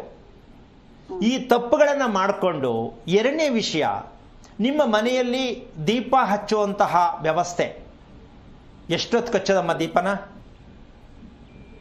ನಾವು ಸಾಯಂಕಾಲ ಹಚ್ತೀವಿ ಸ್ವಾಮಿ. ಇನ್ನ ಹೊಳ್ಳಿ ಅದು ಬುಧವಾರ ಶನಿವಾರ 2 ವಾರ ಬೆಳಿಗ್ಗೆ ಸಿಗುತ್ತೆ ಅಷ್ಟೇ. ನೋಡಿ, ಮತ್ತೆ ಇನ್ನೆಷ್ಟು ಒಳ್ಳೇದಿರ್ಬೋದು. ಹಳ್ಳಿ ಸಿಟಿ ಪ್ರಶ್ನೆ ಬರಲ್ಲ. ಸಾಯಂಕಾಲದ ದೀಪ ಅಮ್ಮ, ಆಯ್ತಮ್ಮ, ಆಯ್ತು. ದೀಪ ಹಚ್ಚೋದ್ರಿಂದ ನಮ್ಮ ಮನೆಗೆ ಭಗವಂತನನ್ನ ದೀಪದ ಮೂಲಕ ನೋಡೋದಕ್ಕೆ ದೀಪ ಮನೆಯಲ್ಲಿ ಉರಿಬೇಕು. ಅಂತ ದೀಪ ಹಚ್ಚಕ್ಕೆ ನಿಮಗೆ ಪುರ್ಸತ್ತಿಲ್ಲ ಅಂದರೆ ನಿಮ್ಗೆ ಆರೋಗ್ಯ ನೆಮ್ಮದಿ ಎಲ್ಲಿಂದ ಬರುತ್ತೆ ತಾಯಿ? ಇದಕ್ಕೋಸ್ಕರವಾಗಿ ಧರ್ಮ ಅನ್ನೋದಕ್ಕೆ ವಿರೋಧವಾಗಿರ್ತಕ್ಕಂಥ ನಡ್ಕೊಂಡ್ಬಂದಂತಹ ತಪ್ಪು ಮಾಹಿತಿಗೆ, ತಪ್ಪು ದಾರಿಯಲ್ಲಿ ಹೋಗ್ತಾ ಇರ್ತಕ್ಕಂಥ ಕುಟುಂಬಕ್ಕೆ ಬಂದಿದೆ ಆಶ್ಲೇಷ ನಕ್ಷತ್ರದ ಮಗು. ಕಾರಣ, ನಿಮ್ಮ ಮಗ ಪುಷ್ಯ ನಕ್ಷತ್ರಕ್ಕೆ ಬಂದ, ನಿಮ್ಮ ಧರ್ಮ ಸರಿ ಇಲ್ಲ, ನಿಮ್ಮ ಪೂಜೆ ಕ್ರಮ ಸರಿ ಇಲ್ಲ, ಸತ್ತೋರು ಏನು ಮಾಡ್ತೀರ ಸರಿ ಇಲ್ಲ. ಆ ಕಾರಣದಿಂದಾಗಿ ನಿಮ್ಮ ಮಗ ಬಂದ, ನೀವು ತಿಳ್ಕೊಳ್ಳಿಲ್ಲ, ಅದನ್ನು ಮುಚ್ಚಾಕಿದ್ರಿ. ಮತ್ತೆ ಆದರೂ ಕೇಳಲಿಲ್ಲ ನೀವು, ಮತ್ತೆ ಮಗು ಕಳಿಸ್ತಾನೆ ಭಗವಂತ, ಇನ್ನು ಅನುಭವಿಸಿ ನೀವು ಅಂತ. ಇದೆಲ್ಲವೂ ಕೂಡ ತಿಳ್ಕೊಳ್ಳೋ ಪ್ರಯತ್ನ ಮಾಡಿ. ಬರೀ ದುಡಿಯೋದೇ ಮುಖ್ಯ ಅಲ್ಲಮ್ಮ, ನಮ್ಗೆ ಒಳ್ಳೇದಾಗಬೇಕು, ಆರೋಗ್ಯ ಬೇಕಂದ್ರೂ ಮನೆಯಲ್ಲಿ ಆಚರಣೆಗಳನ್ನ ಸರಿಯಾಗಿ ತನ್ನಿ, ಒಳ್ಳೇದಾಗತ್ತೆ. ಓಕೆ, ಧನ್ಯವಾದ ಕರೆ ಮಾಡಿದ್ದಕ್ಕೆ. ಇನ್ನೊಬ್ರು ಕಾಲರ್ ಇದ್ದಾರೆ ಗುರುಜಿ, ಮಂಜುನಾಥ್ ಅಂತ ಬೆಂಗಳೂರಿಂದ. ನಮಸ್ತೆ. ನಮಸ್ತೆ ಮೇಡಮ್. ಯಾರ ಬಗ್ಗೆ ಕೇಳಬೇಕಿತ್ತು? ಮೇಡಮ್, ನಮ್ಮ ಮಗನ ಬಗ್ಗೆ. ಅವ್ರ ನಕ್ಷತ್ರ ಹೇಳಿ ಸರ್. ಅಶ್ವಿನಿ ನಕ್ಷತ್ರ. ಓಕೆ, ಗುರುಜಿ ಇದ್ದಾರೆ, ಮಾತನಾಡಿ. ಹಲೋ ಗುರುಜಿ, ನಮಸ್ಕಾರ. ಗುರಿ, ನೀವು ಕೊಟ್ಟಿದ್ದ ನಮಸ್ತೆಗಳು ಗುರುಜಿ. ನಾರಾಯಣ, ಹೇಳಿಪ್ಪ, ಏನ್ ಮಾಡ್ತೀರಾ ತಾವು? ಸರ್, ನಾನು ಆಫೀಸ್ ಬಾಯ್ ಕೆಲಸ ಮಾಡ್ತೀನಿ. ಓಕೆ, ಮಗ ಎಷ್ಟು ವಯಸ್ಸು? 5 ವರ್ಷ ಮಗನ ಸ್ವಾಮಿ. ಒಬ್ಬನೇ ಮಗನಾ? ಮೊದಲನೇವನ? ಇವನೇ ಮೊದಲನೇ ಮಗ, ಇವನೆಲ್ಲ ಅಷ್ಟೇ ಒಬ್ಬನೇ ಮಗನ. ಒಬ್ಬನೇ ಮಗ? ಹೌದು. ಓಕೆ, ಅವನ ಬಗ್ಗೆ ಏನ್ ತಿಳ್ಕೊಬೇಕು ಅಂತ ಮಾಡಿದ್ರಿ? ಇದೇ ಸ್ವಾಮಿ, ಅಶ್ವಿನಿ ನಕ್ಷತ್ರ ಏನಕ್ಕೆ ಕೊಟ್ಟಿದ್ದ ಅಂತ ಕೇಳೋಣ ಅಂತ ಫೋನ್ ಮಾಡಿದ್ವಿ. ಏನ್ ಓದಿದಿರಾ ತಾವು? ನಾನೊಂದು 7ನೇ ಕ್ಲಾಸ್ ಓದ್ಕೊಂಡಿದ್ದೀನಿ. ಎಷ್ಟು? 7ನೇ ಕ್ಲಾಸ್. ಓಕೆ, ಊಟ ಮಾಡ್ತಕ್ಕಂತಹ ವಿಚಾರದಲ್ಲಿ, ಉಸಿರಾಡ್ತಕ್ಕಂಥ ವಿಚಾರದಲ್ಲಿ ಈ 2 ಪ್ರಶ್ನೆ ಕೇಳ್ತೀನಿ. ಒಂದು ಉಸಿರಾಡೋದು, ಒಂದು ಊಟ ಮಾಡೋದು. ಇದರಲ್ಲಿ ದೇವರಿದ್ದಾನೆ ಅಂತ ಒಪ್ಕೋಬೋದಾ? ಇದಾನೆ ಸ್ವಾಮಿ, ದೇವರಿದ್ದಾನೆ. ಹಾಗಿದ್ದ ಮೇಲೆ ನೀವು ಊಟದ ಬಗ್ಗೆ ದೇವರನ್ನ ಹೇಗೆ ಸ್ಮರಣೆ ಮಾಡ್ತೀರಾ? ಉಸಿರಾಡೋದ್ರ ಬಗ್ಗೆ ಏನು ಸ್ಮರಣೆ ಮಾಡ್ತೀರಾ? ಗೊತ್ತಿದೆಯಾ ನಿಮ್ಗೆ? ಇಲ್ಲ, ನನಗೆ ಗೊತ್ತಿರ್ಲಿಲ್ಲ ಸ್ವಾಮಿ. ಈಗ ನೀವು ಕಾರ್ಯಕ್ರಮ ನೋಡಿದ್ಮೇಲೆ ಕಲ್ತ್ಕೊಳ್ತಾ ಇದ್ದೀವಿ. ಆಶ್ಚರ್ಯ ಆಗ್ತಾ ಇದೆಯಾ? ಅರ್ಥ ಆಗ್ತಾ ಇದೆಯಾ? ತುಂಬಾ ಚೆನ್ನಾಗಿದೆ ಸ್ವಾಮಿ ನಿಮ್ಮ ಇದು. ಓಕೆ, ಈಗ ನಿಮ್ಮ ಮಗನಲ್ಲಿ ನೀವು ನಿದ್ದೆ ಮಾಡ್ತಕ್ಕಂತಹ ಒಂದು ವಿಚಾರಕ್ಕೆ ಬಂದ್ರೆ, ಕೇಳಿಸ್ತಾ ಇದೆಯಾ? ಕೇಳಿಸ್ತಾ ಇದೆ ಸರ್. ನಿದ್ದೆ ಜಾಸ್ತಿ ಮಾಡ್ತಾನೆ ಅಂತನ, ನಿದ್ದೆ ಕಮ್ಮಿ ಮಾಡ್ತಾನೆ ಅಂತ ತಿಳ್ಕೊಂಡಿದ್ದೀರಾ? ಮುಟ್ಟಿದಾಗಿಂದ ನಿದ್ದೆನೇ ಸರಿಯಾಗಿ ಮಾಡಿಲ್ಲ ಸ್ವಾಮಿ ಅವನು. ಮತ್ತೆ ನೀವು ಹೆಂಗ್ ಬೆಳೆಸ್ತಾ ಇದ್ದೀರಾ? 5 ವರ್ಷ ಆಯ್ತಲ್ಲ. ಅಲ್ಲ, ಮಗು ಒಂದು ವರ್ಷಕ್ಕೆ ಆಮೇಲೆ ಈಗ ನೈಟ್ ಒಂದು 10 ಗಂಟೆಗೆ ಮಲಗಿದ್ರೆ ಬೆಳಿಗ್ಗೆ ಎದ್ದೇಳ್ತಾರೆ, ಅದೇ ತೊಂದರೆ ಇಲ್ಲ. ಕಂಪಲ್ಸರಿ ನೈಟ್ 10 ಗಂಟೆ 10:30 ಮಲಗೋದು, ಬೆಳಿಗ್ಗೆ 6:30 ಎದ್ದೇಳ್ತಾರೆ. ಅವನು ಹೇಳ್ತಾನೆ, ನೀವ್ ಬೆಳೆಸ್ಬೇಕಾ? ಇಲ್ಲ, ಅವನೇ ಎದ್ದು ಬರ್ತಾನೆ 6:30. ಓಕೆ, ಬಟ್ ಸ್ಟಾರ್ಟಿಂಗ್ ಹುಟ್ಟಿದಾಗ 1 ವರ್ಷ ತುಂಬಾ ತೊಂದರೆ ಕೊಟ್ಟಿದ್ದಾನೆ ಸರ್. 1 ಗಂಟೆ ಆದ್ರೆ ನೈಟ್ ಅಲ್ಲಿ ತುಂಬಾ ತೊಂದರೆ ಕೊಟ್ಟಿಲ್ಲ. ನಿಮ್ಗೆ ಬುದ್ಧಿ ಕಲಿಸ್ತಾ ನೀವು ತೊಂದರೆ ಅಂತ ಅನ್ಕೊಂಡಿದ್ದೀರಾ? Okay okay. ನಿಮಗೆ ಬುದ್ಧಿ ಕಲಿಸಿದ್ದದು ತೊಂದರೆ ಅಲ್ಲ. ಓಕೆ. ಈಗ ನೀವು ಮದುವೆ ಮಾಡ್ಕೊಂಡ ಮೇಲೆ ಈ ಮಗು ಹುಟ್ಟಕ್ಕಿಂತ ಮುಂಚೆ ನೀವು ಊಟ ಮಾಡ್ತಿದ್ದು ಎಷ್ಟೊತ್ತಲ್ಲಿ? ನಮ್ಮ ಟೈಮಿಂಗ್ ಇಲ್ಲ. ಅದಕ್ಕೆ ಮತ್ತೆ ಒಂದು ವರ್ಷ ನಿಮ್ಗೆ, ಅದಕ್ಕೆ ನಿಮ್ 1 ವರ್ಷ ಕಾಟ ಕೊಟ್ಟಿರೋದು. ನಿಮ್ಗೆ ಸಮಿತ್ ಪ್ರಜ್ಞೆ ಇಲ್ಲ, ಊಟದ ಬಗ್ಗೆ ಗೊತ್ತಿಲ್ಲ, ಮಲಗೋದ್ರ ಬಗ್ಗೆ ಗೊತ್ತಿಲ್ಲ, ಹೌದಾನೆ? ಹೌದು, ಎಲ್ಲ ನಿಮ್ ಕಾರ್ಯಕ್ರಮ ನೋಡಿದ್ಮೇಲೆ ಎಲ್ಲ ಕರೆಕ್ಟ್ ಇದೆ ಅನ್ಸುತ್ತೆ ಸ್ವಾಮಿ. ಅವ್ನು ಹುಟ್ಟಿದ್ದು ಇದೆಲ್ಲ ನಾನು ಆಲೋಚನೆ ಮಾಡೋದು ಕರೆಕ್ಟ್ ಇದೆ ಸ್ವಾಮಿ. ಹಾಗಾಗಿ ಈಗ ಅವನು ಯಾವುದೇ ಒಂದು ವಿಚಾರದಲ್ಲಿ ಜ್ವರ ಅಂತ ಯಾವಾಗ ಬಂದಿತ್ತು ನಿಮ್ಮ ಮಗನಿಗೆ? ಜ್ವರ ಅಂತ ಬರುತ್ತೆ ಒಂದು ಸ್ಟಾರ್ಟಿಂಗ್ ಒಂದು 2 ವರ್ಷ ಮಗುವಿಂದ ಒಂದು 3 ತಿಂಗಳಿಗೆಲ್ಲ ಬಂದ್ಬಿಡ್ತಾ ಇತ್ತು. ಈಗ ಬರ್ತಾ ಬರ್ತಾ ಅದನ್ನ ಸ್ವಲ್ಪ ಒಂದು 6 ತಿಂಗಳಿಗೆ ಹಂಗೋಗಿದೆ. ಎಷ್ಟು ದಿನ ಇರುತ್ತೆ ಜ್ವರ ಬಂದ್ರೆ? ಎಷ್ಟು ದಿನ ಇರುತ್ತೆ ಜ್ವರ ಬಂದ್ರೆ? ಜ್ವರ ಬಂದ್ರೆ ಒಂದು 4 ದಿವಸ ಇತ್ತು, 1 ವಾರ ಆದ್ರೂ ಕಟ್ಟು. ಬ್ಲಡ್ ಚೆಕ್ ಮಾಡಿಸಿದ್ರಾ? ಬ್ಲಡ್ ಚೆಕಪ್ ಏನ್ ಮಾಡ್ತಿರ್ಲಿಲ್ಲ ಸರ್. ಅಲ್ಲಲ್ಲ, ಜ್ವರ ಜಾಸ್ತಿ ಬಿಟ್ಟು ಬಿಟ್ಟು ಬರೋದು ಈ ತರ ಇದ್ದಾಗ ಒಂದ್ಸರಿ ಮಾಡ್ತಿದ್ದೆ ಸರ್, ಮಾಡ್ತಿದ್ದೆ. 2 ಜ್ವರ ಬಂದ್ಬಿಟ್ಟಿತ್ತು ಮೊನ್ನೆ ಲಾಸ್ಟ್ ಟೈಮ್. ಓಕೆ. ಯಾಕೆ ಅಂದ್ರೆ ಅಶ್ವಿನಿ ನಕ್ಷತ್ರಕ್ಕೆ ಒಂದು ಭಗವಂತ ಕೊಟ್ಟಿರೋ ಗಿಫ್ಟ್ ಏನ್ ಗೊತ್ತಾ? ವಿಶೇಷವಾದ ಜ್ವರಗಳು ಪ್ರಾಪ್ತಿಯಾಗ್ಲಿ ಅಂತ. ಚಿಕನ್ ಗುನ್ಯಾ, ವೈರಲ್ ಫೀವರು, ಟೈಫಾಯ್ಡು, ಈ ತರ ವಿಶೇಷವಾದ ಜ್ವರ ಬರ್ತಕ್ಕಂತಹ ವಿಚಾರ ಇರೋದೇ ನಿಮ್ಮ ಮಗನ ನಕ್ಷತ್ರದಲ್ಲಿರುವಂತಹ ಮೂಲ ಸತ್ಯ. ಅದು ಅವನಿಗೆ ಏನಾಗತ್ತೆ ಅಂದ್ರೆ ಒಂದ್ ಸ್ವಲ್ಪ ಹಠ ಮಾಡ್ತಕ್ಕಂಥದ್ದು, ಬೇಜಾರು ಮಾಡ್ಕೊಳ್ತಕ್ಕಂಥದ್ದು ಆಲ್ರೆಡಿ ಮಗುನಲ್ಲಿ ಪ್ರಾರಂಭ ಆಗಿದೆ. ಹೌದಲ್ಲ? ಹೌದು. ಮತ್ತೆ ಯಾವಾಗ ನೀವು 5 ವರ್ಷಕ್ಕೆ ಮಗುನ ರೆಡಿ ಮಾಡಬೇಕಿತ್ತು, ಯಾಕೆ ವೇಟ್ ಮಾಡ್ತಾ ಇದ್ದೀರಾ? ಇಲ್ಲ, ನಿಮ್ ಕಾರ್ಯಕ್ರಮ ಈಗ ಒಂದು 4 ತಿಂಗಳಿಂದ ನೋಡ್ತಾ ಇದ್ದೀನಿ. ಜನವರಿ ಫೆಬ್ರವರಿ ಒಳಗಡೆ ನಿಮ್ಮನ್ನ ಬಿಟ್ ಮಾಡಬೇಕಂತ ಪ್ಲಾನ್ ಮಾಡ್ಕೊಂಡಿದ್ದೀನಿ. ನಾನು ಆಗ್ತಾ ಇಲ್ಲ. ಓಕೆ. ಈಗ ನಿಮ್ಗೆ ಅರ್ಥ ಆಯ್ತಾ? ಖುಷಿ ಆಯ್ತಾ? ಬೇಜಾರಾಯ್ತಾ ಹೇಳೋದಕ್ಕೆ? ನಿಮ್ ಕಾರ್ಯಕ್ರಮ ತುಂಬಾ ಖುಷಿ ಆಗ್ತಾ ಇದೆ ಗುರುಜಿ. ಓಕೆ ನೋಡಿ, ಬಗ್ಗೆ ಚೆನ್ನಾಗಿ ಹೇಳಿ. ರಕ್ತವನ್ನ, ಮನುಷ್ಯನ ದೇಹದಲ್ಲಿ ಹರಿಯುತ್ತಿರುವ ರಕ್ತ ಶುದ್ಧಿ ಮಾಡತಕ್ಕಂತಹ ಒಂದು ವಿಚಾರವನ್ನ ನೀವು ತಿಳ್ಕೊಂಡ್ಬಿಟ್ರೆ, ನೀವೆಲ್ಲ ಪ್ರಪಂಚಾದ್ಯಂತ ಎಲ್ಲರೂ ತಿಳ್ಕೊಂಡ್ರೆ, ಗುರುಜಿ ನಮ್ಗೆ ದೇಹದಲ್ಲಿ ಹರಿತಿರೋ ರಕ್ತ ತುಂಬಾ ಮುಖ್ಯ ತಾನೆ? ಹೌದು. ನಾವು ಬೇಡದೇ ಇರೋದು, ಬೇಕಾಗಿಲ್ದೇ ಇರೋದೆಲ್ಲ ತೃಪ್ತಿವಿ ಹೊಟ್ಟೆಗೆ. ಹೌದು ಗುರುಜಿ. ಆದ್ರೆ ರಕ್ತ ಏನಾಗ್ತಾ ಇದೆ ಅಂತ ನಮ್ಗೆ ಅರಿವಿಲ್ಲ. ಹೌದು. ಅದನ್ನು ತಿಳ್ಕೊಳ್ದೆ ಮಕ್ಕಳು ಮಾಡ್ಕೋತೀವಿ. ಗುರುಜಿ, ಒಂದು ಪ್ರಾಬ್ಲಮ್ ಏನಂದ್ರೆ, ಈಗ ಇವನು ನಮ್ಮ ತಂದೆ ತೀರೋದ್ರು, ನಮ್ಮ ತಂದೆನೇ ಹುಟ್ಟಿದಾರೆ, ಹಂಗೆ ಇದಾರೆ, ಹಂಗೆ ಇದ್ದಾನೆ ಇವನು. ಅಲ್ಲ, ಇದು ಇನ್ನೊಂದು ನಾನು ಸಾಕಷ್ಟು ಕಾರ್ಯಕ್ರಮದಲ್ಲಿ ಕೂಡ ಹೇಳ್ತೀನಿ, ನೀವು ಕೇಳಿಸ್ಕೊಂಡಿರೋ ಇಲ್ಲೋ ಗೊತ್ತಿಲ್ಲ. ಆತ್ರದಲ್ಲಿ ಸತ್ತವರು ಆತ್ರದಲ್ಲಿ ಮತ್ತೆ ರಿಪೀಟ್ ಬರ್ತಾರೆ ವಂಶಕ್ಕೆ. ಹೌದು, ಅದು ಕೇಳ್ತಾ ಇದ್ದೀನಿ. ಅರ್ಥ ಆಯ್ತಲ್ಲ? ಇವರಿಗೆ ಜಾಗ ಇಲ್ಲಮ್ಮ. ಯಾಕೆ ಅಂದ್ರೆ ದಿಢೀರ್ ಅಂತ ಏನೋ ಕಾರಣ ಇಲ್ಲದೆ ಸತ್ತೋಗ್ತಾರೆ. ಒಂದು 40, 50, 60 ವರ್ಷ ಸಾಯ್ತಾರೆ. 100 ವರ್ಷ, ಮಿನಿಮಮ್ 85 ವರ್ಷ ನಂತರ ಆದ್ರೆ ಸ್ವಲ್ಪ ಪ್ರಮಾಣ ಪರವಾಗಿಲ್ಲ. ಅದ್ರ ಹೊರಗಡೆ ಸತ್ತಂತ ವ್ಯಕ್ತಿ ಮತ್ತೆ ಎಲ್ಲೂ ಹೋಗಲ್ಲ ಅವರು. ಯಾಕೆಂದ್ರೆ ಆಯುಸ್ ಮತ್ತೆ ಮುಗಿಸ್ಬೇಕಲ್ಲ, ಮತ್ತೆ ರಿಪೀಟ್ ಬರ್ತಾರೆ. ಇವ್ರು ಆತರ ಇರ್ತಾರ, ಮಗು ಬೇಕು ಅಂತ ಬಂದ್ ಎಂಟ್ರಿ. ಇದು ನಮ್ಮ ವಂಶದವರೇ ಮತ್ತೆ ನಮ್ಮನ್ನ ಬಂದು ಗೋಳ ಹಾಕೋತಾರೆ ಅಂತ ನಮ್ಮ ಜನಕ್ಕೆ ಇನ್ನೂ ಅರ್ಥ ಆಗಿಲ್ಲ. ಆಮೇಲೆ ನಮ್ಮ ಅಪ್ಪನಂಗವನಲ್ವಾ ಇವನು, ನಮ್ಮ ಅಜ್ಜಿ ಹಿಂಗೆ ಇದ್ಲಲ್ವಾ ಅಂತ ಕುತ್ಕೊಂಡು ಕತೆ ಹೇಳ್ಕೊತಾರೆ. ಆದ್ರೆ ಮತ್ತೆ ಬರೋದಿಕ್ಕೆ ನಾವು ಸಾಲ ತೀರ್ಸಿಲ್ಲ ಅಂತ ನಾವು ತಿಳ್ಕೊಬೇಕು. ನಿಮ್ಗೆ ಅರ್ಥ ಆಯ್ತಾ? ಅರ್ಥ ಆಯ್ತು. ಸಾಲ ತೀರಿಸ್ತಕ್ಕಂಥದ್ದು ಪ್ರತಿಯೊಬ್ಬರ ಕರ್ತವ್ಯ, ನಿಮ್ಮ ಮನೇಲಿ ಮಾತ್ರ ಅಂತ ಅನ್ಕೋಬೇಡಿ. ಮಕ್ಕಳು ಹುಟ್ಟೋದು ಕುಟುಂಬದ ವಂಶದ ಸಾಲವನ್ನ ತೀರಿಸಲು ಮಕ್ಕಳನ್ನ ಭಗವಂತ ಕಳಿಸ್ತಾನೆ. ನಾವು ಸಾಲ ತೀರ್ಸಕ್ಕೆ ಮಕ್ಕಳು ಬಂದವ್ರೆ ಅಂತ ನಮ್ಗೆ ಗೊತ್ತೇ ಇಲ್ಲ. ವಂಶ ಬೆಳಗಕ್ಕೆ ಮಕ್ಕಳು ಹುಡ್ತಾವ್ರೆ ಅಂತ ಅದೇನು ವಂಶ ಬೆಳೆಸ್ತಾವ್ರೋ. ಅವನು ರೋಡಲ್ಲಿ ನಿಂತ್ಕೊಂಡಾಗ ಇವ್ರು ಬೆಳೆಸೋ ಕೆಲಸನೇ ಬೇರೆ ಅಲ್ವೇನಮ್ಮ? ಹೇಳೋದು ವಂಶೋದ್ಧಾರಕ ಅಂತ. ವಂಶೋದ್ಧಾರಕ ಆಗಲ್ಲ ಅವನು ಮಾಡ್ತಕ್ಕಂಥ ರೀತಿನೇ ಬೇರೆ ಇರುತ್ತೆ. ಹಾಗೆ ನಾವು ತಿಳ್ಕೋಬೇಕು, ಮಕ್ಕಳು ಹುಟ್ಟೋದು ನಮ್ಮ ಕುಟುಂಬವನ್ನ ರಕ್ಷಣೆ ಮಾಡಿ ಬುದ್ಧಿ ಹೇಳೋದಕ್ಕೆ ಹುಟ್ಟುತ್ತಾರೆ ಅಂತ ಎಲ್ಲ ನಿಮ್ಮ ಮೂಲಕವಾಗಿ ಎಲ್ರಿಗೂ ಅರ್ಥ ಆಗಲಿ ಅಂತ ಹೇಳಿದೀನಿ. ತಿಳ್ಕೊಳ್ಳೋ ಪ್ರಯತ್ನ ಮಾಡಿ. ಆದರೆ ಪ್ರಾರ್ಥನೆ ಮಾಡ್ತಕ್ಕಂಥದ್ದು ಶಿವನ ದೇವಸ್ಥಾನ ಎಲ್ಲಿದೆ, ಹೊಳೆ ಹತ್ರ ಇದೆ, ಅಲ್ಲಿ ಹೋಗಿ ಅಭಿಷೇಕವನ್ನ ಮಾಡಿಸಿ ಪ್ರಾರ್ಥನೆ ಮಾಡಿಕೊಂಡಾಗ ನಿಮಗೆ ಬರೋ ರಹಸ್ಯ ವಿಶೇಷ ಕಾರ್ಯಕ್ರಮಕ್ಕೆ ಮತ್ತೊಮ್ಮೆ ಸ್ವಾಗತ. ಗುರೂಜಿ ಒಬ್ರು ಕಾಲರ್ ಇದ್ದಾರೆ, ಶಿವಮ್ಮ ಅಂತ, ಶಿರಾದಿಂದ. ಮಾತಾಡ್ಸೋಣ. ನಮಸ್ತೆ ಮಾ. ನಮಸ್ತೆ ಅಮ್ಮ. ಯಾರ ಬಗ್ಗೆ ಕೇಳಬೇಕಿತ್ತು? ನಮ್ಮ ಬಗ್ಗೆ ಕೇಳಬೇಕು. ನಿಮ್ಮ ನಕ್ಷತ್ರ ಹೇಳಿ ಮಾ. ನಕ್ಷತ್ರ ಶಿವಮ್ಮ ಅಂತ, ಮಕರ ರಾಶಿ ಸ್ವಾಮಿ. ಓಕೆ, ಗುರೂಜಿ ಇದ್ದಾರೆ, ಮಾತನಾಡಿ. ಹಲೋ, ನಮಸ್ತೆ. ಹರಿವಂ ಗುರೂಜಿ. ನಾರಾಯಣ ಹೇಳಿ ತಾಯಿ. ನಮ್ಗೆ ಆರೋಗ್ಯ ಸರಿ ಇಲ್ಲ ಸ್ವಾಮಿ.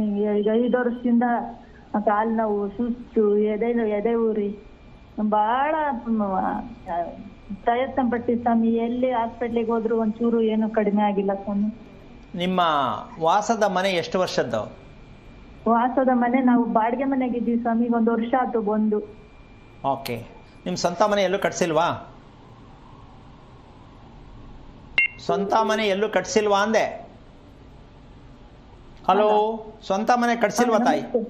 ಹಾ, ಏನ್ ಸ್ವಾಮಿ? ಸ್ವಂತ ಮನೆ ಎಲ್ಲೂ ಕಟ್ಸಿಲ್ವಾ ನೀವು ನಿಮ್ಮ ತಂದೆ ಮನೆಯಲ್ಲಿ? ಊರಲ್ಲೇ ಐತೆ ಸ್ವಾಮಿ ಸ್ವಂತ ಮನೆ. ಯಾವ ಊರು? ದೊಡ್ಡಗೋಳ ಅಂತ. ಓಕೆ. ಈಗ ನಿಮ್ಮ ಮದುವೆ ಆಗಿ ಎಷ್ಟು ವರ್ಷ ಆಯಿತು? ನಮ್ದು ಅಲ್ಲೇ ಒಂದು ಎಷ್ಟು ನಮ್ಗೆ 68 ಸ್ವಾಮಿ. ಎಷ್ಟು ವರ್ಷ ಆಯಿತು ಅಂದ್ರೆ ಇಸ್ವಿ ಹೇಳ್ತೀಯ ತಾಯಿ? ಎಷ್ಟು ವರ್ಷ ಆಯಿತು ಮದುವೆಯಾಗಿ ಅಷ್ಟು ಹೇಳಿ ತಾಯಿ. ಇಸ್ವಿ ಹೇಳಿದ್ರೆ ನಾನು ಪೆನ್ ತಗೊಂಡು ಕೂತಿದ್ದೀನ ಇಲ್ಲಿ? ಒಂದು 35 ಆಗಿರ್ಬೇಕು ಸ್ವಾಮಿ ಅಂದಾಜು. ನಿಮ್ಮ ಯಜಮಾನ್ರಲ್ಲಿ? ಯಜಮಾನ್ರು ತೀರೋದ್ರ ಸ್ವಾಮಿ, ಈಗ 6 ವರ್ಷ ಆಯ್ತು. ಏನಾಗಿತ್ತು ಅವ್ರಿಗೆ ಯಾತದ ಹುಳ ಮುಟ್ತಂಗಾಗಿ ಸತ್ತೋದ್ರು ಸ್ವಾಮಿ. ಎಲ್ಲಿ ಸತ್ತಿದ್ದು? ಹಾಸ್ಪಿಟ್ಲಲ್ಲ ಮನೆಯಲ್ಲ? ಹಾಸ್ಪಿಟ್ಲಾಗೆ ಹೋದ್ರು ಸ್ವಾಮಿ, ಮನೆಗೆ ಊರಲ್ಲಿ ತಂದು ಮಣ್ಣು ಮಾಡಿದ್ವಿ. ಅಂದ್ರೆ ಊರಲ್ಲಿ ಏನೇ ಸ್ಮಶಾನದಲ್ಲ ಜಮೀನಲ್ಲ? ಜಮೀನಲ್ಲೇ ಸ್ವಾಮಿ. ಅಲ್ಲಿ ಮಶಾಣನೇ ಇಲ್ಲ ಸ್ವಾಮಿ ಆ ಊರಲ್ಲಿ. ಓಕೆ. ನಿಮ್ಮವ್ರನ್ನ ಎಷ್ಟು ಜನ ಹಾಕಿದ್ರ ಅಲ್ಲಿ ಜಮೀನಲ್ಲಿ? ಇಲ್ಲರ್ ಎಷ್ಟು ಜನ ಹಾಕಿದ್ರು, ನಮ್ಮ ಅತ್ತೆ ಮಾವುಗಳನ್ನೆಲ್ಲ ಅಲ್ಲೇ ಹಾಕಿರೋದೇನೆ, ನಾವು ಅವ್ರನ್ನು ಅಲ್ಲೇ ಹಾಕಿದ್ವಿ ಸ್ವಾಮಿ. ಈಗ ವರ್ಷಕ್ಕೊಂದ್ಸಲ ಹೋಗಿ ಅಲ್ಲಿ ಪೂಜೆ ಮಾಡೋದಾ? ಇಲ್ಲ ಸ್ವಾಮಿ, ನಿಮ್ ಕಾರ್ಯಕ್ರಮ ನೋಡಿದ್ಮೇಲೆ ಪೂಜೆ ಈಗ 2 ವರ್ಷದಿಂದ ಮಾಡಿಲ್ಲ ಸ್ವಾಮಿ, ಮನೆಯಾಗೂ ಮಾಡ್ತಾ ಇಲ್ಲ. ಮತ್ತೆ ಏನು ಮಾಡೋದು ಬೇಡ ಬಿಟ್ಬಿಟ್ರಾ? ಇದ್ದೀವಿ ಸ್ವಾಮಿ ನಾವು, ನಮ್ಮ ಮಗನು ರಂಗನಾಥ್ ಅಂತ. ಅಲ್ಲಪ್ಪ, ನೀವು ಏನು ಮಾಡೋದು ಬೇಡ ನಿಲ್ಸ್ಬಿಟ್ಟು ಅಂದ್ರೆ ಎಲ್ಲೂ ಮಾಡೋದೇ ಬೇಡ ಅಂತ ನಿಲ್ಸ್ಬಿಟ್ರಾ ಅಂದೆ. ಅದೇ ನೀವ್ ಹೇಳಿದ್ರಲ್ಲ ಸ್ವಾಮಿ, ಶ್ರೀರಂಗಪಟ್ಟಣಕ್ಕೆ ಒಂದ್ಸರಿ ಹೋದ್ವಿ, ಹಾ, ಗೋಕರ್ಣಕ್ಕೆ ಒಂದ್ಸರಿ ಹೋದ್ವಿ, ಕುಕ್ಕೆ ಸುಬ್ರಹ್ಮಣ್ಯದಾಗ ಒಂದ್ಸರಿ ಮಾಡ್ತೀವಿ. ಅದೆಲ್ಲ ನೀವ್ ಹೇಳಿದ್ದೆಲ್ಲ ಮಾಡಿಸ್ಕೊಂಡ್ ಬಂದಿವಿ ಸ್ವಾಮಿ. ಹೇಗನ್ನಿಸಿದೆ? ಒಂದ್ ಸ್ವಲ್ಪ ಪರವಾಗಿಲ್ಲ ಅನ್ನಿಸ್ತೈತೆ. ನನಗೆ ಆರೋಗ್ಯನೇ ಸರಿ ಇಲ್ಲ ಸ್ವಾಮಿ, ಅದಕ್ಕೆ ಊರೇ ಬಿಟ್ಟು ಬಂದ್ಬಿಟ್ಟು ಬಾಡಿಗೆ ಮನೆ ಮಾಡ್ಕೊಂಡು ಒಂಚೂರು ಚಿಲ್ಲರೆ ಅಂಗಡಿ ಮಾಡ್ಕೊಂಡಿದ್ದೀವಿ ಸ್ವಾಮಿ. ಓಕೆ. ಈಗ ನೀವು ಹಗಲಲ್ಲಿ ಮಲ್ಕೊಳ್ತಕ್ಕಂಥದ್ದು ಎಷ್ಟು ಗಂಟೆ ಟೈಮ್ ಮಲ್ಕೋತೀರಾ? ಇಲ್ಲ ಸ್ವಾಮಿ, ಇದು ಕುಂಠಿತ ಒಂದ್ ಸ್ವಲ್ಪ ತುಗುಡಕ್ಕೆ ಬರ್ತೈತೆ, ಹೋಗಿ ಮನೆ ಕಂಡ್ರೆ ನಿದ್ದೆ ಬರಲ್ಲ. ರಾತ್ರಿ 1 ಗಂಟೆ ನಿದ್ದೆ ಬರುತ್ತೆ, ಆಮೇಲೆ ಏನ್ ಮಾಡಿರೋ ನಿದ್ದೆ ಬರಲ್ಲ. ಈಗ ನಿಮ್ಗೆ ನಿದ್ದೆ ನನಗೆ ಸರಿಗೆ ಬರ್ತಿಲ್ಲ ಅಂತ ಗೊತ್ತಾಗಿದೆಯಲ್ವಾ? ಹೌದು ಸ್ವಾಮಿ, ಹೌದು ಸ್ವಾಮಿ. ಅಷ್ಟೇ, ಅದೇ ಔಷಧಿ. ನೀವು ನಿದ್ದೆ ಮಾಡೋದನ್ನ ಕರೆಕ್ಟಾಗಿ ಮಲ್ಕೊಂಡು, ನೀವು ಎಷ್ಟೋ ಜನ ಇದನ್ನ ಸಮಸ್ಯೆ ಮಾಡ್ತಾರಮ್ಮ, ನಿದ್ದೆ ತಡೆಯೋದು ಎಂತ ಡೇಂಜರ್ ಅಂದ್ರೆ ಅವರೇ ಹೇಳಿದ್ರು. ವಾಮಿಟ್ ಆಗ್ತೈತೆ. 1 ನಿಮಿಷ ಕೇಳಿಸ್ಕೊಳ್ಳಿ ತಾಯಿ. ಹೌದು ಹೇಳಿ. ಸುಮಾರು ಜನ ಹಗಲ್ ನಿದ್ದೆ ಮಾಡಬಾರ್ದು ಅಂತ ಹೇಳೋರೆ ಅಂತ ಬೈಕ್ ಕಂಡಾರು ಕುತ್ಕೊಂಡು ಹಂಗಾರ ತುಕ್ಕಡಿಸ್ಕೊಳ್ಳೋದು, ಕಣ್ ಬಿಡೋದು, ನೋಡೋದು, ಹಿಂಗೆಲ್ಲ ಮಾಡ್ತಾರೆ. ಈ ಎಕ್ಸಸೈಸ್ ಇಂದ ಹೃದಯಕ್ಕೆ ಎಷ್ಟು ಪೆಟ್ಟಾಗತ್ತೆ ಅಂತ ನಮ್ ಜನಕ್ಕೆ ಇನ್ನೂ ಅರ್ಥ ಆಗಲ್ಲ. ಈಗ ಅವರೇ ಹೇಳಿದ್ರು ಉಸಿರಾಟದಲ್ಲಿ ಸಮಸ್ಯೆ ಅಂದ್ರೆ ನಿದ್ದೆಯನ್ನ ತಡೆಯುವುದು, ಕೋಪವನ್ನ ತಡೆಯುವುದು, ಇವೆರಡೂ ತಡೆ ಹಿಡಿದಾಗ ಹೃದಯ ನಿಮ್ಮದಲ್ಲ. ಯಾವಾಗ ಏನಾಗುತ್ತೋ ಅನುಭವಿಸ್ಬೇಕು. ಹೃದಯ ಭಾಗ ಯಾವಾಗ ಉಸಿರಾಟದ ಪ್ರಕ್ರಿಯೆ ಕರೆಕ್ಟಾಗಿ ಬರಲ್ಲ, ನಿದ್ದೆ ಯಾವಾಗಿಲ್ಲ, ಉಸಿರಾಟ ಪ್ರಕ್ರಿಯೆ ಚೆನ್ನಾಗಿರಲ್ಲ. ಚೆನ್ನಾಗಿಲ್ಲದೆ ಇದ್ದಾಗ ಊಟ ಮಾಡಿದ್ದು ಹೊಟ್ಟೆ ಹಸಿಯೋದಕ್ಕೆ ಅವಕಾಶ ಕಮ್ಮಿ ಇರುತ್ತೆ. ಸೊ ಆಹಾರದ ಕ್ರಮ ಯಾವಾಗ ತಪ್ಪು, ನಿದ್ದೆ ಕ್ರಮ ತಪ್ಪುತ್ತೆ. ಅಮ್ಮ ಅರ್ಥ ಆಗ್ತಾ ಇದೆಯಾ? ಹಲೋ. ಹೌದು ಸ್ವಾಮಿ, ಅರ್ಥ ಆಗ್ತೈತೆ. ನೀವು ಮಾಡಬೇಕಾದ ಕೆಲಸ ಇಷ್ಟೇ. ಎಲ್ಲ ಮಾಡಿದ್ದು ಒಳ್ಳೇದಾಗಕ್ಕೆ ಅನ್ಕೊಳ್ಳೋದ್ರ ಬದಲು ಅದು ಕುಟುಂಬಕ್ಕೋಸ್ಕರ ಮಾಡ್ತಕ್ಕಂಥ ವಿಚಾರಕ್ಕಾದರೂ ನನ್ನ ಆರೋಗ್ಯಕ್ಕನುಸಾರವಾಗಿ ನಾನು ಏನು ತಿಳ್ಕೋಬೇಕು, ಏನು ಮಾಡಬೇಕು ಅಂತ ಅವಾಗವಾಗ ನೀವು 1 ತಿಂಗಳೋ 2 ತಿಂಗಳೋ 6 ತಿಂಗಳಿಗೆ ಒಂದ್ಸಲ ನಿಮ್ಮ ಆರೋಗ್ಯದ ಬಗ್ಗೆ, ನಿಮ್ಮ ದಿನಚರಿ ಏನು ಮಾಡಬೇಕು, ಊಟ ಹೇಗೆ ಮಾಡಬೇಕು, ಎಷ್ಟೊತ್ತಿಗೆ ಮಾಡಬೇಕು, ಯಾವ ರೀತಿ ಊಟ ಮಾಡಿದ್ರೆ ಚೆನ್ನಾಗಿರುತ್ತೆ ತಿಳ್ಕೊಬೇಕಲ್ವಮ್ಮ?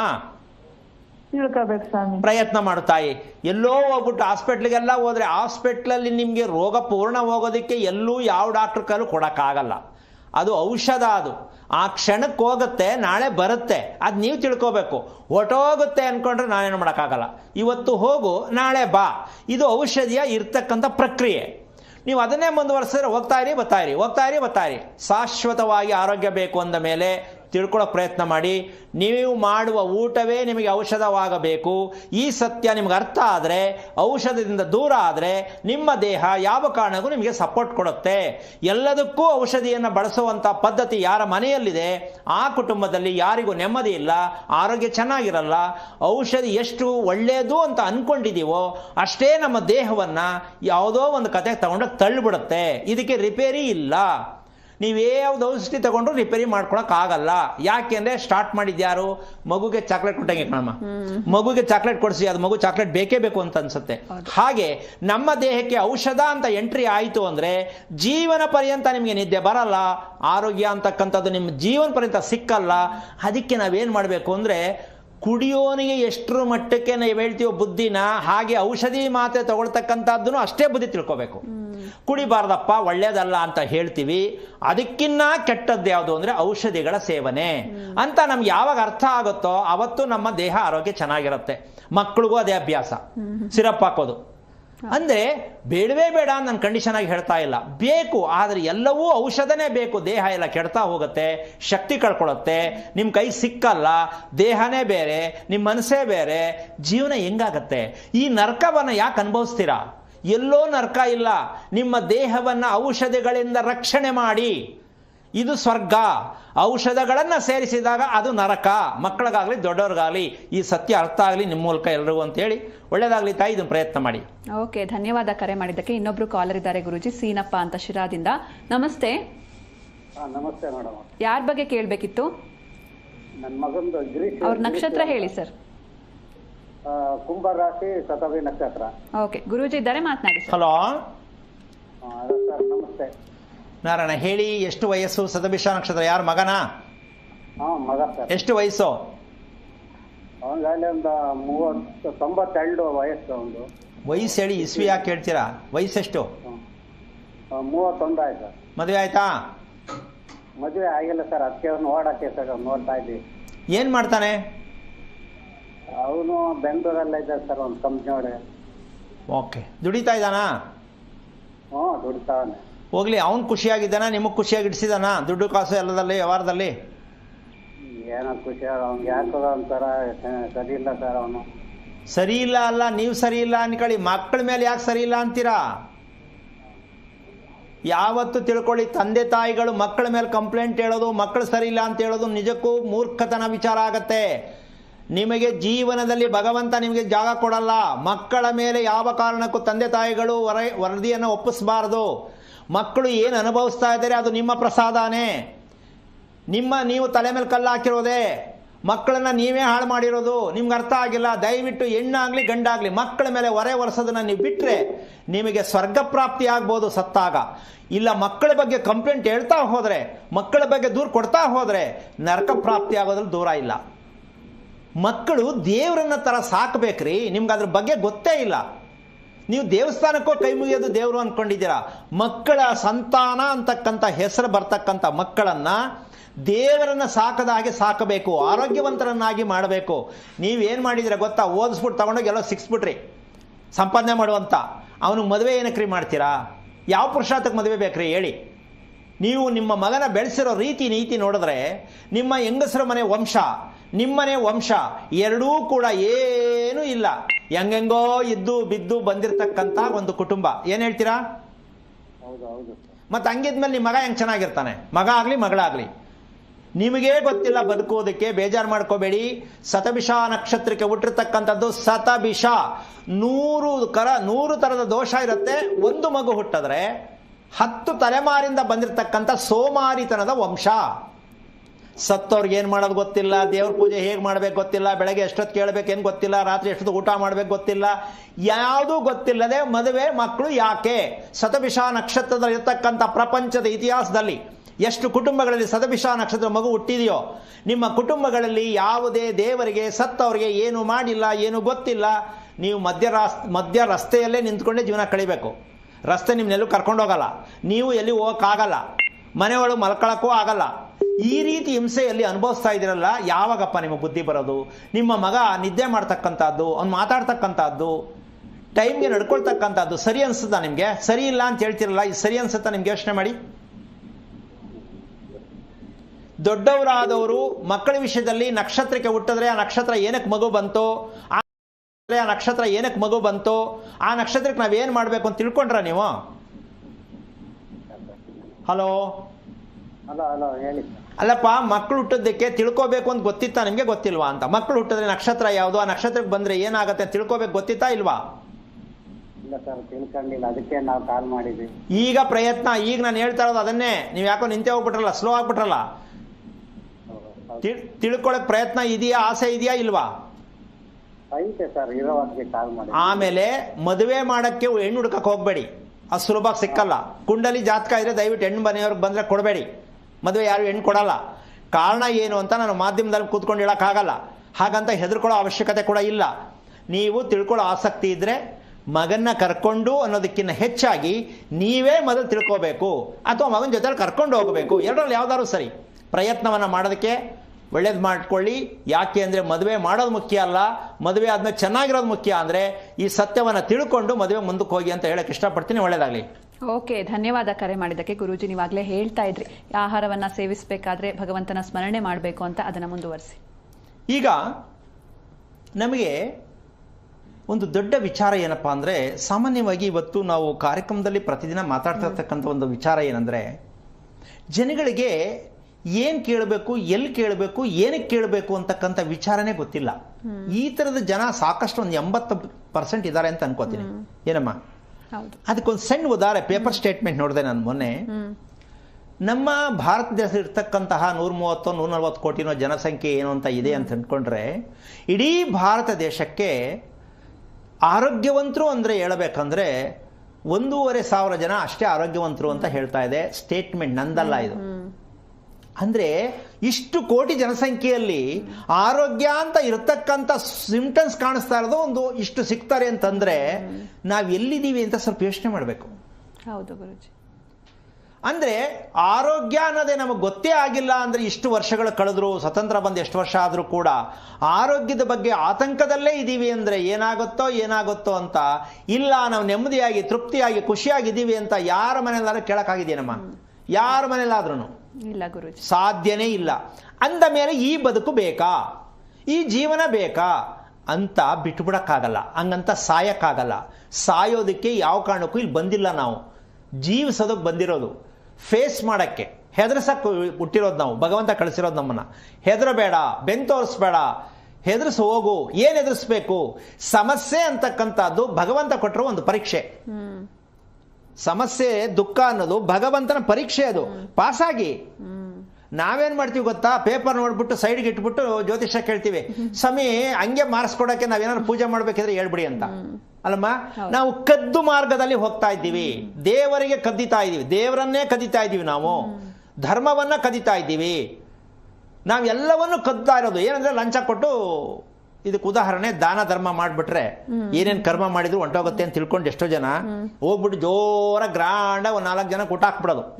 ಮರಿ ಊಟನೋ ಎಂಥದ್ದು ಏನೋ ಒಂದು ಊಟ ಹಾಕ್ಬಿಡೋದು, ದೇವ್ರಿಗೆ ತಗೊಂಡಾಗ ಏನೋ ಒಂದು ಕೊಡಿಸ್ಬಿಡೋದು, ಜೋರಾಗಿರ್ತೀನಿ ನಾನು ಅಂತ. ಯಾಕೆ ಅಂದ್ರೆ ಭಯ. ಭಗವಂತನಿಗೆ ಯಾರು ಜಾಸ್ತಿಯಾಗಿ ದಾನ ಮಾಡೋದಕ್ಕೆ ಪ್ರಯತ್ನ ಮಾಡ್ತಾರೋ ಅದು ಕಳ್ಳ ವ್ಯವಹಾರದಲ್ಲಿ ಬಂದಿರತಕ್ಕಂಥದ್ದು ಅಂತ ಹೇಳಬೇಕಾಗತ್ತೆ. ಉಂಡಿಯಲ್ಲಿ ಯಾರು ದುಡ್ಡು ಹಾಕ್ತಾರೋ ನಿಜಕ್ಕೂ ಅವರಿಗೆ ಭಯ. ಮಾಡಿರೋ ಮೋಸವನ್ನ ತಡ್ಕೊಳಕ್ಕಾಗದೆ ದೇವ್ರಿಗೆ 50, ಇವ್ರಿಗೆ 50. ಇಲ್ಲ ಅಂದ್ರೆ ಬಂಡ್ಲಿ ಅಂಗಡಿ ಹಾಕಕ್ಕಾಗತ್ತೆ? ಸಂಪಾದನೆ ಮಾಡಿದ್ರೆ ಬಂಡ್ಲಾಕಾಗತ್ತೆ ನಮ್ಮ? ತಿರುಪತಿಗೋ ಧರ್ಮಸ್ಥಳಕ್ಕೆ ಹೋಗೋ ಬಸ್ ಚಾರ್ಜ್ ಅಡ್ಜಸ್ಟ್ ಮಾಡ್ಕೊಂಡು ಹೋಗೋದೇ ಕಷ್ಟ ಇದೆ. ಅಂತ ಅದ್ರಲ್ಲಿ ಉಂಡಿನೇ ತಗೊಂಡೋಗಿ ಇಷ್ಟು ಸುರಿತೀನಿ ಅಂದ್ರೆ ತಡ್ಕೊಳಕ್ ಆಯ್ತಾ ಇಲ್ಲ. ಮಾಡಿರ್ತಕ್ಕಂಥ ಸಂಪಾದನೆ ಚೆನ್ನಾಗಿಲ್ಲ, ಆದ್ರಿಂದ ಬೈದಲ್ಲಿ ತಗೊಂಡೋಗಿ ದೇವ್ರಿಗೆ ಹಾಕ್ಬಿಡೋದು, ನೋಡ್ಕೊಳಪ್ಪ ನಾನು ಸ್ವಲ್ಪ ಅಂತ ಅಲ್ವಾ? ಆದ್ರೆ ಇದು ಎಷ್ಟು ಜನಕ್ಕೆ ಬೇಜಾರಾಗುತ್ತೆ ನಂಗೆ ಗೊತ್ತಿಲ್ಲ. ಹುಂಡಿಯಲ್ಲಿ ಕಾಸಲ್ಲ ಹಾಕೋದು, ಭಗವಂತನ ಪಾದಕ್ಕೆ ತಾಂಬೂಲದಲ್ಲಿ ದಕ್ಷಿಣೆ ಇಟ್ಟು ಭಗವಂತನಿಗೆ ಅರ್ಪಣೆ ಮಾಡಿ. ಹುಂಡಿಯಲ್ಲಿ ಕಾಸು ಹಾಕಿದ್ದು ನಾನು ಹೇಳಂಗಿಲ್ಲ, ನೀವು ಕೇಳಿಸ್ಕೊಳಂಗಿಲ್ಲ, ಅದು ನಿಮಗೆ ಅರ್ಥ ಆಗಿರುತ್ತೆ. ಅದಕ್ಕೆ ಅದನ್ನ ಹುಂಡಿಯಲ್ಲಿ ಹಾಕುವ ಕಾಸು ಕಳ್ಳ ಮಾರ್ಗದಲ್ಲಿ ಬಂದಂತಹ ಕಾಸಾಗಿರುತ್ತೆ. ಹಾಗಂತ ಹಾಕ್ದವರೆಲ್ಲ ಕಳ್ತನ ದಯವಿಟ್ಟಲ್ಲ. ನಾನು ಹೇಳ್ತಿರೋದು ಬಂಡ್ಲುಗಳು ಸುರಿಯೋದು, 10 ರೂಪಾಯಿ, 5 ರೂಪಾಯಿ, 500, 1000 ಹಾಕ್ತಾರೆಲ್ಲ ಕಳ್ತನದ ಮಾರ್ಗ ಅಂತಲ್ಲ. ಬಂಡಲ್ಗಳನ್ನ ಯಾರು ಬ್ಯಾಗಲ್ಲಿ ಹೊತ್ಕೊಂಡ್ಬಂದು ತಲೆ ಮೇಲೆ ಹೊತ್ಕೊಂಡ್ಬಂದು ಸುರಿತಾರೋ ಆ ವಿಚಾರದಲ್ಲಿ ಅಂಥವರು ಕೆಲವರು ಭಕ್ತಿಯಿಂದನೂ ಹಾಕೋರಿದ್ದಾರೆ, ಇಲ್ಲ ಅಂತ ನಾನು ಹೇಳ್ತಾ ಇಲ್ಲ. ಆದರೆ ನಾವು ದೇವರಿಗೆ ಹೋಗಿ ದಾನವನ್ನ ಮಾಡ್ತಕ್ಕಂಥದ್ದು ನಮಗೆ ಅಧಿಕಾರ ಇಲ್ಲ, ಆ ಮಟ್ಟಕ್ಕೆ ನಾವು ಬೆಳೆದಿಲ್ಲ. ಭಗವಂತನಿಗೆ ನಾವು ಕೊಡಕ್ಕೆ ನಾವ್ಯಾರು? ನಮಗೆ ಭಗವಂತ ಕೊಡಬೇಕು, ನಾವು ದೇವರಿಗೆ ಕೊಡ್ತಕ್ಕಂಥದ್ದು. ಹಾಗಿದ್ದ ಮೇಲೆ ದಾನ ಧರ್ಮ ಅಂತಕ್ಕಂಥದ್ದು ದೇವರ ಹತ್ರ ಅಲ್ಲ. ನಿಮ್ಮ ಮನೆಯಲ್ಲಿ ಬಳಸ್ತಕ್ಕಂಥ ಅಡಿಗೆ ಸಾಮಗ್ರಿಗಳಿದೆಯಲ್ಲ, ಅಡಿಗೆ ಮನೆ ಇದೆಯಲ್ಲ, ಒಳ್ಳೆ ವಿಟಮಿನ್ ಇರ್ತಕ್ಕಂತಹ, ಪೋಷಕಾಂಶಗಳು ಇರ್ತಕ್ಕಂಥ ಆಹಾರಗಳನ್ನ ಅಡಿಗೆ ಮನೆಯಲ್ಲಿ ತುಂಬಿಸಿ, ಅದು ನೀವು ಮಾಡುವಂಥ ದಾನ ಧರ್ಮ. ಮಕ್ಕಳು ಆರೋಗ್ಯವಾಗಿರ್ತಾರೆ, ಹೆಂಡತಿ ಆರೋಗ್ಯವಾಗಿರ್ತಾರೆ. ದೇವಸ್ಥಾನದಲ್ಲಿ ಹೆಂಡತಿಗೆ ಬೈದ್ಬಿಟ್ಟು ದೇವಸ್ಥಾನದಲ್ಲಿ ಹೋಗಿ ಅರ್ಚನೆ ಮಾಡಿಸೋದಲ್ಲ, ಹೆಂಡತಿಗೆ ಬೈಯೋದು, ಅಲ್ಲಿ ಕುಂಕುಮ ಅಷ್ಟೋತ್ರ ಮಾಡಿಸೋದು. ಏನಮ್ಮ? ಅದೇ ಹೆಂಡತಿ ಖುಷಿ ಪಡಿಸಿ ಕೂತ್ಕೊಂಡು ಖುಷಿ ನಗಿಸಿ, ಅದಿಲ್ಲ. ಏನೀಗ ಎಲ್ಲಿಗೆ ಹೋಗ್ತೀರಾ? ಎಲ್ಗೋ ಹೋಗ್ತೀನಿ. ಯಾವಾಗ ಬರ್ತೀರಾ? ಯಾವಾಗ ಬರ್ತೀನಿ. ಈ ಉಡಾಫೆತನದ ಮಾತು ಮನೇಲಿ ಆಡೋದು. ದೇವಸ್ಥಾನದಲ್ಲಿ ಹೋಗ್ಬಿಟ್ಟು ಲಕ್ಷ್ಮಿ ಅಷ್ಟೋತ್ರ ಮಾಡಿಸೋದು, ಅದು ಹೆಂಗ್ರಿ ಒಳ್ಳೇದಾಗತ್ತೆ? ಹೆಂಡತಿ ದಿನ ಶಾಪ ಹಾಕ್ತಾಳೆ. ಶಾಪ ಹಾಕ್ಬೇಕು ಅಂತೀಯ ಬೇಡ ಅಂತೀಯ? ಹಾಕ್ಲೇಬೇಕು. ಯಾಕೆ ಅಂದ್ರೆ ಗೋಳಾಕ್ಕಳದೆ ಜೀವನ. ಅದಕ್ಕೋಸ್ಕರವಾಗಿ ಹೆಂಗಸರನ್ನ ಯಾವ ಕಾರಣಕ್ಕೂ ಮನೆಯಲ್ಲಿರ್ತಕ್ಕಂಥ ಕುಟುಂಬವನ್ನ ಯಾರು ಚೆನ್ನಾಗಿ ನೋಡ್ಕೋತಾರೋ, ಆರೋಗ್ಯವಾಗಿ ಇಟ್ಕೋತಾರೋ, ಅದರಿ ದಾನ ಧರ್ಮ, ಅದರಿ ದೇವರು ಮಾಡಿಸೋಂಥ ಪೂಜೆ. ನೀವು ಇಲ್ಲೆಲ್ಲ ಏನೇನೋ ಮಾಡ್ಬಿಟ್ಟು ಎಲ್ಲ ತಗೊಂಡೋಗಿ ಗಂಟು ಕಟ್ಬಿಟ್ಟು ತಗೊಂಡೋಗಿ ಅದು ಸುರಿ ಅಂತ ದೇವ್ರು ಹೇಳಿಲ್ಲ. ಈ ಒಂದು ತಪ್ಪು ಮಾಹಿತಿಯನ್ನು ಯಾಕೆ ಹೇಳ್ತಾ ಇದ್ದೀನಿ ಅಂದರೆ, ನಾವೆಲ್ಲ ತೊಗೊಂಡೋಗಿ ನಾವು ಬಳಸ್ಕೊಳ್ದೆ ಎಲ್ಲೋ ತೊಗೊಂಡೋಗಿ ಹಾಕಿ ಆಮೇಲೆ ದೇವ್ರಿಗೆ ದೇವಿಟ್ಟು ಅನ್ಬೇಡಿ, ನಾನು ತೊಗೊಂಡೋಗಿ ದೇವ್ರಿಗೆ ಅಷ್ಟು ಹಾಕದೆ ನನಗೇನೋ ಒಳ್ಳೇದಾಗಲ್ಲ ಅಂತ ಮತ್ತೆ ಹೇಳ್ತೀರಾ ಹಿಂದಿಂದ. ಅಲ್ಲ, ಕೊಟ್ಟಿದ್ದೇನಕ್ಕೆ, ಹೇಳಿದ್ದೇನಕ್ಕೆ? ಈ ಕೆಟ್ಟ ಅಭ್ಯಾಸಗಳು ದಯವಿಟ್ಟು ಬಿಡಿ. ಅದಕ್ಕೋಸ್ಕರವಾಗಿ ನಾವು ಮಾಡಬೇಕಾದಂಥ ಕೆಲಸ ಏನಪ್ಪಾ ಅಂದರೆ, ಈ ಮನಸ್ಥಿತಿ ಏನಕ್ಕೆ ಬರ್ತಾ ಇದೆ, ಏನು ಮಾಡೋದು, ಬೇಜಾರು, ಒತ್ತಡ. ಅದಕ್ಕೆ ಈ ಮನೆದೊಂದು ಟಿಪ್ಸ್ ಹೇಳ್ಬಿಟ್ಟು ಅಲ್ಲಿಗೆ ಬರ್ತೀನಿ. ಈ ಮನೆಗೂ ಒತ್ತಡ ಇದೆ ಅಂದ್ರೆ ಹೆಂಗಪ್ಪ ಇದೆ, ಹೆಂಗೆ ತಿಳ್ಕೊಳ್ಳೋದಪ್ಪ? ಮನುಷ್ಯನಿಗೆ ಒತ್ತಡ ಬಂದಿದ್ರೆ ಏನೋ ಇರ್ಬೋದು, ಯೋಚನೆ ಇರ್ಬೋದು ಅಂತ ಅನ್ಕೋಬಹುದು. ಮನೆ ಕಟ್ಟಿರೋ ಮನೆಗೆ ಒತ್ತಡ ಹೇಗೆ, ಅದೊಂದೆರಡು ಟಿಪ್ಸ್ ಹೇಳ್ಬಿಡ್ತೀನಿ, ತಿಳ್ಕೊಳ್ಳಿ. ಯಾರ ಮನೆಯಲ್ಲಿ ಪದೇ ಪದೇ ಬೋರ್ವೆಲ್ ಕೆಡುತ್ತೆ, ನಂಬರ್ 1. ಪದೇ ಪದೇ ಮೋಟ್ರ್ ಕೈ ಕೊಡುತ್ತೆ, ನಂಬರ್ 2. ನಂಬರ್ 3, ಯಾರ ಮನೆಯಲ್ಲಿ ಪದೇ ಪದೇ ನಾಯಿ ಸಾಯುತ್ತೆ, ಯಾವುದೋ ಎಲ್ಲೋ ಸತ್ತಿರೋ ತಂದು ಬೆಕ್ಕೋ ಏನೋ ತಂದು ನಿಮ್ಮನೆ ಒಳಗೆ ತಂದು ಯಾಕೆ ಹಾಕತ್ತೆ, ಇವೆಲ್ಲವೂ ಕೂಡ. ಜೊತೆಗೆ ನಿಮ್ಮ ಮನೆಯಲ್ಲಿ ಲೀಕೇಜ್, ಟ್ಯಾಂಕ್ ಲೀಕೇಜ್ ಆಗಿ ಗೋಡೆ ಮೇಲೆ ಸುರಿತಾ ಇದೆ, ನಂಬರ್ 1. ಎರಡನೇದು, ಮಳೆ ಬಂದಾಗ ಎಲ್ಲೋ ಲೀಕೇಜ್ ಆಗಿ ಗೋಡೆ ಮೇಲೆಲ್ಲ ಏನೋ ಒಂಥರ ಬೇರೆ ಬೇರೆ ಕರೆ ಥರ ಕಾಣಿಸುತ್ತೆ. ಇವೆಲ್ಲವೂ ದರಿದ್ರ ಲಕ್ಷಣಗಳು. ಅಂದರೆ ತರಂಗಗಳು, ನಿಮ್ಮ ಮನೆಯಲ್ಲಿ ಉತ್ಪತ್ತಿ ಆಗ್ತಕ್ಕಂತಹ ತರಂಗಗಳು, ಬೆಳಕು ಮತ್ತು ಶಾಖದ ವ್ಯತ್ಯಾಸಗಳು ಮನೆ ಅಂತಕ್ಕಂಥ ವಿಚಾರದಲ್ಲಿ ಮನೆಗೊಂದು ಜೀವ ಇದೆ ಅನ್ನೋ ಸತ್ಯವನ್ನು ತಿಳ್ಕೊಂಡವ್ರಿಗೆ ಮಾತ್ರ ಅರ್ಥ ಆಗೋದು. ಇದು ಮನೆಯಲ್ಲಿ ಬಿರುಕು ಬಿಡ್ತದೆ ಕೆಲವು ಗೋಡೆಗಳು. ಅದಕ್ಕೆ ಏನೇನೋ ಬೇರೆ ಕತೆ ಕಟ್ಕೋತಾರೆ, ಕ್ಯೂರಿಂಗ್ ಸರಿ ಮಾಡಿರಲಿಲ್ಲ, ಅರ್ಜೆಂಟ್ ಆಗೋಯ್ತು, ಅದಕ್ಕೂ ಆಗೋಯ್ತು. ಅಲ್ಲ, ಎಲ್ಲರ ಮನೆಯಲ್ಲೂ ಬಿರುಕು ಬಿಡಲ್ಲ. ಯಾರ ಮನೆಯಲ್ಲಿ ಬಿರುಕು ಬಿಡತ್ತೆ, ವಾಟರ್ ಲೀಕೇಜ್ ಎಲ್ಲಿ ಬೆಳೆಯುತ್ತೆ, ಎಷ್ಟೇ ಪೇಂಟ್ ಮಾಡಿಸಿದ್ರು ಎಷ್ಟು ಬೇಗ ಡಲ್ ಆಗತ್ತೆ, ಎಷ್ಟು ನೀರು ತುಂಬಿಸಿದ್ರು ಬೇಗ ನೀರು ಖಾಲಿ ಆಗತ್ತೆ. ಇವೆಲ್ಲ ಮನಸ್ಸಿನಲ್ಲಿ ಒತ್ತಡ ಹೇಗಿದೆಯೋ, ಶಕ್ತಿ ಕಮ್ಮಿ ಇದೆ ಅಂತ ಅನ್ಸುತ್ತೋ ಹಾಗೆ ಭೂಮಿಯಲ್ಲಿ ತರಂಗಗಳ ಏರಿಳಿತಗಳು ವ್ಯತ್ಯಾಸ ಆಗಿರುವ ಕಾರಣ ನಿಮ್ಮ ಮನೆಯಲ್ಲಿ, ಕೆಲವು ಮನೆಯಲ್ಲಿ ನೋಡಮ್ಮ ದುಂಬು ಅಂತ ಗೊತ್ತಾ, ಜಾಲ್ ಹಿಂಗೆ ಅಳ್ಳಾಡ್ತಾ ಇರ್ತದಲ್ಲ, ಯಾರ ಮನೆಯಲ್ಲಿ ಜಾಲ್ ಅಳ್ಳಾಡ್ತಾ ಇರತ್ತೆ ತಿಳ್ಕೋಬೇಕು, ಯಾವ ಕಾರಣಕ್ಕೂ ಆ ಮನೆಯಲ್ಲಿ ಯಾರಿಗೂ ನೆಮ್ಮದಿ ಇರಲ್ಲ. ನೀವೆಷ್ಟೇ ಸಲ ಅದನ್ನು ಕ್ಲೀನ್ ಮಾಡಿ, ಆಮೇಲೆ ಕ್ಲೀನ್ ಮಾಡೋಕ್ಕೂ ನಿಮ್ಗೆ ಮನಸ್ಸೇ ಆಗಲ್ಲ. ಅಯ್ಯೋ ನನ್ನ ಕಾಲ ಆಗಲ್ಲಪ್ಪ, ಏನು ಮಾಡೋದು, ಯಾರು ಆಳು ಸಿಕ್ಕಲ್ಲ, ಏನು ಮಾಡೋದು, ಈ ಥರ ಎಷ್ಟೋ ಜನ ಕಾಲ ಕಳೀತಾ ಇರ್ತಕ್ಕಂಥದ್ದು. ಮನೆಯಲ್ಲಿ ನಿಮ್ಮ ನಿವೇಶನದಲ್ಲೂ ಕೂಡ ಒತ್ತಡ ಉತ್ಪತ್ತಿ ಆಗ್ತಕ್ಕಂಥ ಭೂಮಿ ಆಗಿರುತ್ತೆ, ಎಷ್ಟೋ ವರ್ಷ ಆಗಿರುತ್ತೆ. ಅದನ್ನು ಸರಿಯಾದ ರೀತಿಯ ತಿಳ್ಕೊಂಡು ಕಟ್ಟಿರ, ಲಕ್ಷಾಂತರ ರೂಪಾಯಿ ಖರ್ಚು ಮಾಡಿ ಮನೆ ಕಟ್ತೀರಾ, ಆ ಭೂಮಿಯ ಯೋಗ್ಯತೆ, ಭೂಮಿಯ ಆರೋಗ್ಯ ತಿಳ್ಕೊಳ್ಳುವಂಥ ಮಟ್ಟ ನಮಗೆ ಗೊತ್ತಿದೆಯಾ, ಗೊತ್ತಿಲ್ಲ. ನಮ್ಮ ಭೂಮಿಯಲ್ಲಿ ಆರೋಗ್ಯ ಇದೆಯಾ ಅಂತ ತಿಳ್ಕೊಬೇಕಾ ಇಲ್ಲಮ್ಮ? ಎಷ್ಟೋ ಜನಕ್ಕೆ ಆಶ್ಚರ್ಯ ಇರ್ಬೋದು, ಭೂಮಿ ಆರೋಗ್ಯ ಯಾರು ಸ್ವಾಮಿ ಕಂಡುಹಿಡಿಯೋದು? ಬನ್ನಿ ಹೇಳ್ಕೊಡ್ತೀವಿ. ಭೂಮಿ ಆರೋಗ್ಯ ಹೇಗೆ ಕಂಡುಹಿಡಿಬೇಕು ಅಂತ ಬನ್ನಿ ಹೇಳ್ಕೊಡ್ತೀವಿ. ಅಥವಾ ನಿಮ್ಮ ಕುಂಡ್ಲಿ ತಗೊಂಡು ಬನ್ನಿ, ನಿಮ್ಮ ಮನೆಯಲ್ಲಿ ಏನಾಗಿದೆ ಆರೋಗ್ಯ ಅಂತ ಇಲ್ಲೇ ಹೇಳ್ಕೊಡ್ತೀವಿ. ಈ ಸತ್ಯವನ್ನು ತಿಳ್ಕೊಳ್ತಕ್ಕಂಥದ್ದು ಇದು ಕೂಡ ಒತ್ತಡ. ಆಗ ಆ ಮನೆ ಇರತಕ್ಕಂಥವ್ರಿಗೆ ಕಾಲು ನೋವು, ಬೈ ನೋವು, ಬೆನ್ನು ನೋವು, ಹೊಟ್ಟೆ ನೋವು, ಈ ಥರ ತರತರವಾದ ರೀತಿಯಲ್ಲಿ ಕಾಯಿಲೆಗಳು ಉತ್ಪತ್ತಿ ಆಗತ್ತೆ ಆ ಮನೆಯಲ್ಲಿ ಒತ್ತಡ ಸ್ಥಿತಿ ಇದ್ದಾಗ. ಇದು ಮನೆ ಬಾಗಿ ಆಯಿತು. ಈಗ ಒತ್ತಡ ಇಲ್ಲಿ ನಮ್ಮ ದೇಹದಲ್ಲಿ ಯಾಕೆ ಒತ್ತಡ ಬರುತ್ತೆ? ನೆಮ್ಮದಿಯಾಗಿರಬೇಕು, ಎಲ್ರಿಗೂ ಆಸೆ. ಈ ಒತ್ತಡಕ್ಕೆ ಕಾರಣ ನಾವು ಆಡ್ತಕ್ಕಂಥ ಉಸಿರಾಟ. ನಮ್ಮ ಉಸಿರಾಟದ ಸತ್ಯವನ್ನು ತಿಳಿಯದೆ ಇರುವ ಕಾರಣ ಮಕ್ಕಳಿಂದ ದೊಡ್ಡವರವರೆಗೂ ಕೂಡ ಎಲ್ಲರಿಗೂ ಒತ್ತಡ ಒತ್ತಡ ಬೇಜಾರು, ಒತ್ತಡ ಬೇಜಾರು. ಏನ್ ಮಾಡ್ಬೇಕಂಗಾರೆ? ಉಸಿರಾಡ್ತಾ ಇದೀವಲ್ಲ, ಅಲ್ವಲ್ಲ. ಉಸಿರಿನ ಅರ್ಥ ಇದೆ, ದೇವರ ಒಂದು ಮಂತ್ರ ಇದೆ. ನಮ್ಮ ಉಸಿರಾಟದಲ್ಲಿ ದೇವರದ ಒಂದು ಮಂತ್ರ ಇದೆ. ನಾವು ಬಾಯಲ್ಲಿ ಹೇಳ್ತೀವಲ್ಲ ಮಂತ್ರ, ಅದಲ್ಲ. ನಮ್ಮ ಉಸಿರಾಟದಲ್ಲೇ ದೇವರ ಮಂತ್ರದ ಒಂದು ಶಬ್ದ ಇದೆ. ಯಾವುದದು ಅಂದ್ರೆ, ಇವತ್ತು ದಯವಿಟ್ಟು ಮನೇಲಿ ಕೂತ್ಕೊಂಡ್ರೆ ಟೆಸ್ಟ್ ಮಾಡ್ಬೋದು. ಒಂದು ಗ್ಲಾಸ್ ಇದ್ರೆ ನೀವು ಕಿಟಕಿ ಹತ್ರ ಹೋಗಿ ಬಾಗಿಲ, ಇವತ್ತು ದಯವಿಟ್ಟು ಮನೇಲಿ ಕೂತ್ಕೊಂಡ್ರೆ ಟೆಸ್ಟ್ ಮಾಡ್ಬೋದು. ಒಂದು ಗ್ಲಾಸ್ ಇದ್ದರೆ ನೀವು ಕಿಟಕಿ ಹತ್ರ ಹೋಗಿ ಬಾಗಿಲ ಹತ್ರ ನಿಂತ್ಕೊಂಡು ಕಿವಿಗೆ ಗ್ಲಾಸ್ನ ಕೊಡಿ, ಉಲ್ಟಾ ಮಾಡಿ, ಓಂಕಾರ ಬರುತ್ತೆ. ಗೊತ್ತಾಗುತ್ತಲ್ಲ, ಓಂಕಾರ ಬರುತ್ತೆ. ಅಂದ್ರೆ ಪ್ರಕೃತಿಯಲ್ಲಿ ಬರ್ತಕ್ಕಂಥ ಓಂಕಾರ ಅದೇ ಭಗವಂತ. ಯಾರೋ ಬರೆದಿಟ್ಟಂಥ ಮಂತ್ರ ಅಲ್ಲ, ಯಾರೋ ಹೇಳ್ಕೊಂಡಂಥ ಮಂತ್ರ ಅಲ್ಲ, ನೀವು ಕಲ್ತಿರ್ತಕ್ಕಂಥ ಮಂತ್ರ ಅಲ್ಲ. ಪ್ರಕೃತಿಯಲ್ಲಿ ಉದ್ಭವ ಆಗ್ತಕ್ಕಂತಹ ಮಂತ್ರ ನಿಮ್ಮ ಕಿವಿಗೆ ಕೇಳಿಸುತ್ತೆ, ಓಂಕಾರ. ಈ ಓಂಕಾರದಲ್ಲಿ ಇರ್ತಕ್ಕಂತಹ 3 ಅಕ್ಷರ ಅಕಾರ, ಉಕಾರ, ಮಕಾರ. ಈ 3.5 ಅಕ್ಷರ, 3 ಅಲ್ಲ 3.5 ಅಕ್ಷರ ನಿಮ್ಮ ಉಸಿರಾಟದ ಒಂದು ಶಕ್ತಿಯನ್ನ ತೋರಿಸುತ್ತೆ. ನೀವು ತಿಳ್ಕೊಂಡ್ರೆ ಎಷ್ಟು ಜನ ತಿಳ್ಕೊಂಡಿದ್ದೀರಾ? ನಮ್ಮ ದೇಹದಲ್ಲಿ ಕೊಲೆಸ್ಟ್ರಾಲ್ ಅಂಶ ಕಮ್ಮಿ ಆಗಬೇಕು ಅನ್ನತಕ್ಕಂಥದ್ದಾದ್ರೆ ನಾವು 3 ಆಸನ, ಒಂದು ಪದ್ಮಾಸನ, ಒಂದು ಸುಖಾಸನ, ಇನ್ನೊಂದು ವಜ್ರಾಸನ.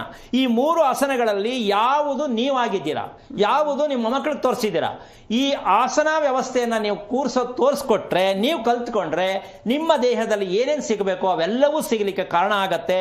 ಉಸಿರಾಟಕ್ಕೂ ನೀವು ಕುತ್ಕೊಳ್ತಕ್ಕಂಥ ಭಂಗಿಗೂ ನಿಕಟವಾದ ಸಂಬಂಧ ಇದ್ದಾಗ ನಿಮ್ಮ ದೇಹಕ್ಕೆ ಏನೇನು ಬೇಕು ಔಷಧಿ ಅದು ಉತ್ಪತ್ತಿ ಆಗತ್ತೆ. ಇದು ಸತಸಿದ್ಧ, ಇದು ಸತ್ಯ. ಇದನ್ನು ತಿಳ್ಕೊಳ್ಳೋಕೆ ಪ್ರಯತ್ನ ಮಾಡಿ. ಔಷಧ ಇಲ್ಲದೆ ಬದುಕು ಯಾವುದು ಅಂದರೆ ಆರೋಗ್ಯ ರಹಸ್ಯ ಕಾರ್ಯಕ್ರಮದಲ್ಲಿ ಪ್ರತಿದಿನ ಬರ್ತಾ ಇರತಕ್ಕಂಥ ಪ್ರತಿಯೊಂದು ವಿಚಾರಗಳನ್ನ ಅರ್ಥ ಮಾಡಿಕೊಂಡ್ರೆ ಬದುಕು ಅನ್ನೋದು ನಿಜಕ್ಕೂ 100 ವರ್ಷ ಯಾಕೆ ಬದುಕಬಾರದು ಅನ್ನುವಂಥ ಮನಸ್ಥಿತಿ ಬರುತ್ತೆ. ಸದಾ ಪ್ರಾಯದ ವ್ಯವಸ್ಥೆಯಲ್ಲೇ ಇರಬೇಕು. ಏನಮ್ಮ, 80 ವರ್ಷ ಆಗಿರ್ಲಿ, ಮದುವೆ ಈಗಲೂ ಮಾಡ್ಕೋಬೋದಲ್ವಾ ಅನ್ನೋ ಮನಸ್ಸಿರ್ಬೇಕು. ಅಂದ್ರೆ ಮದುವೆ ಒಂದೇ ಅಂತಲ್ಲ. ಯಾಕೆಂದ್ರೆ ಯೌವನ ಭರಿತವಾದ ಜೀವನ ಹೆಣ್ಣಿಗೂ ಬೇಕು, ಗಂಡಿಗೂ ಬೇಕು.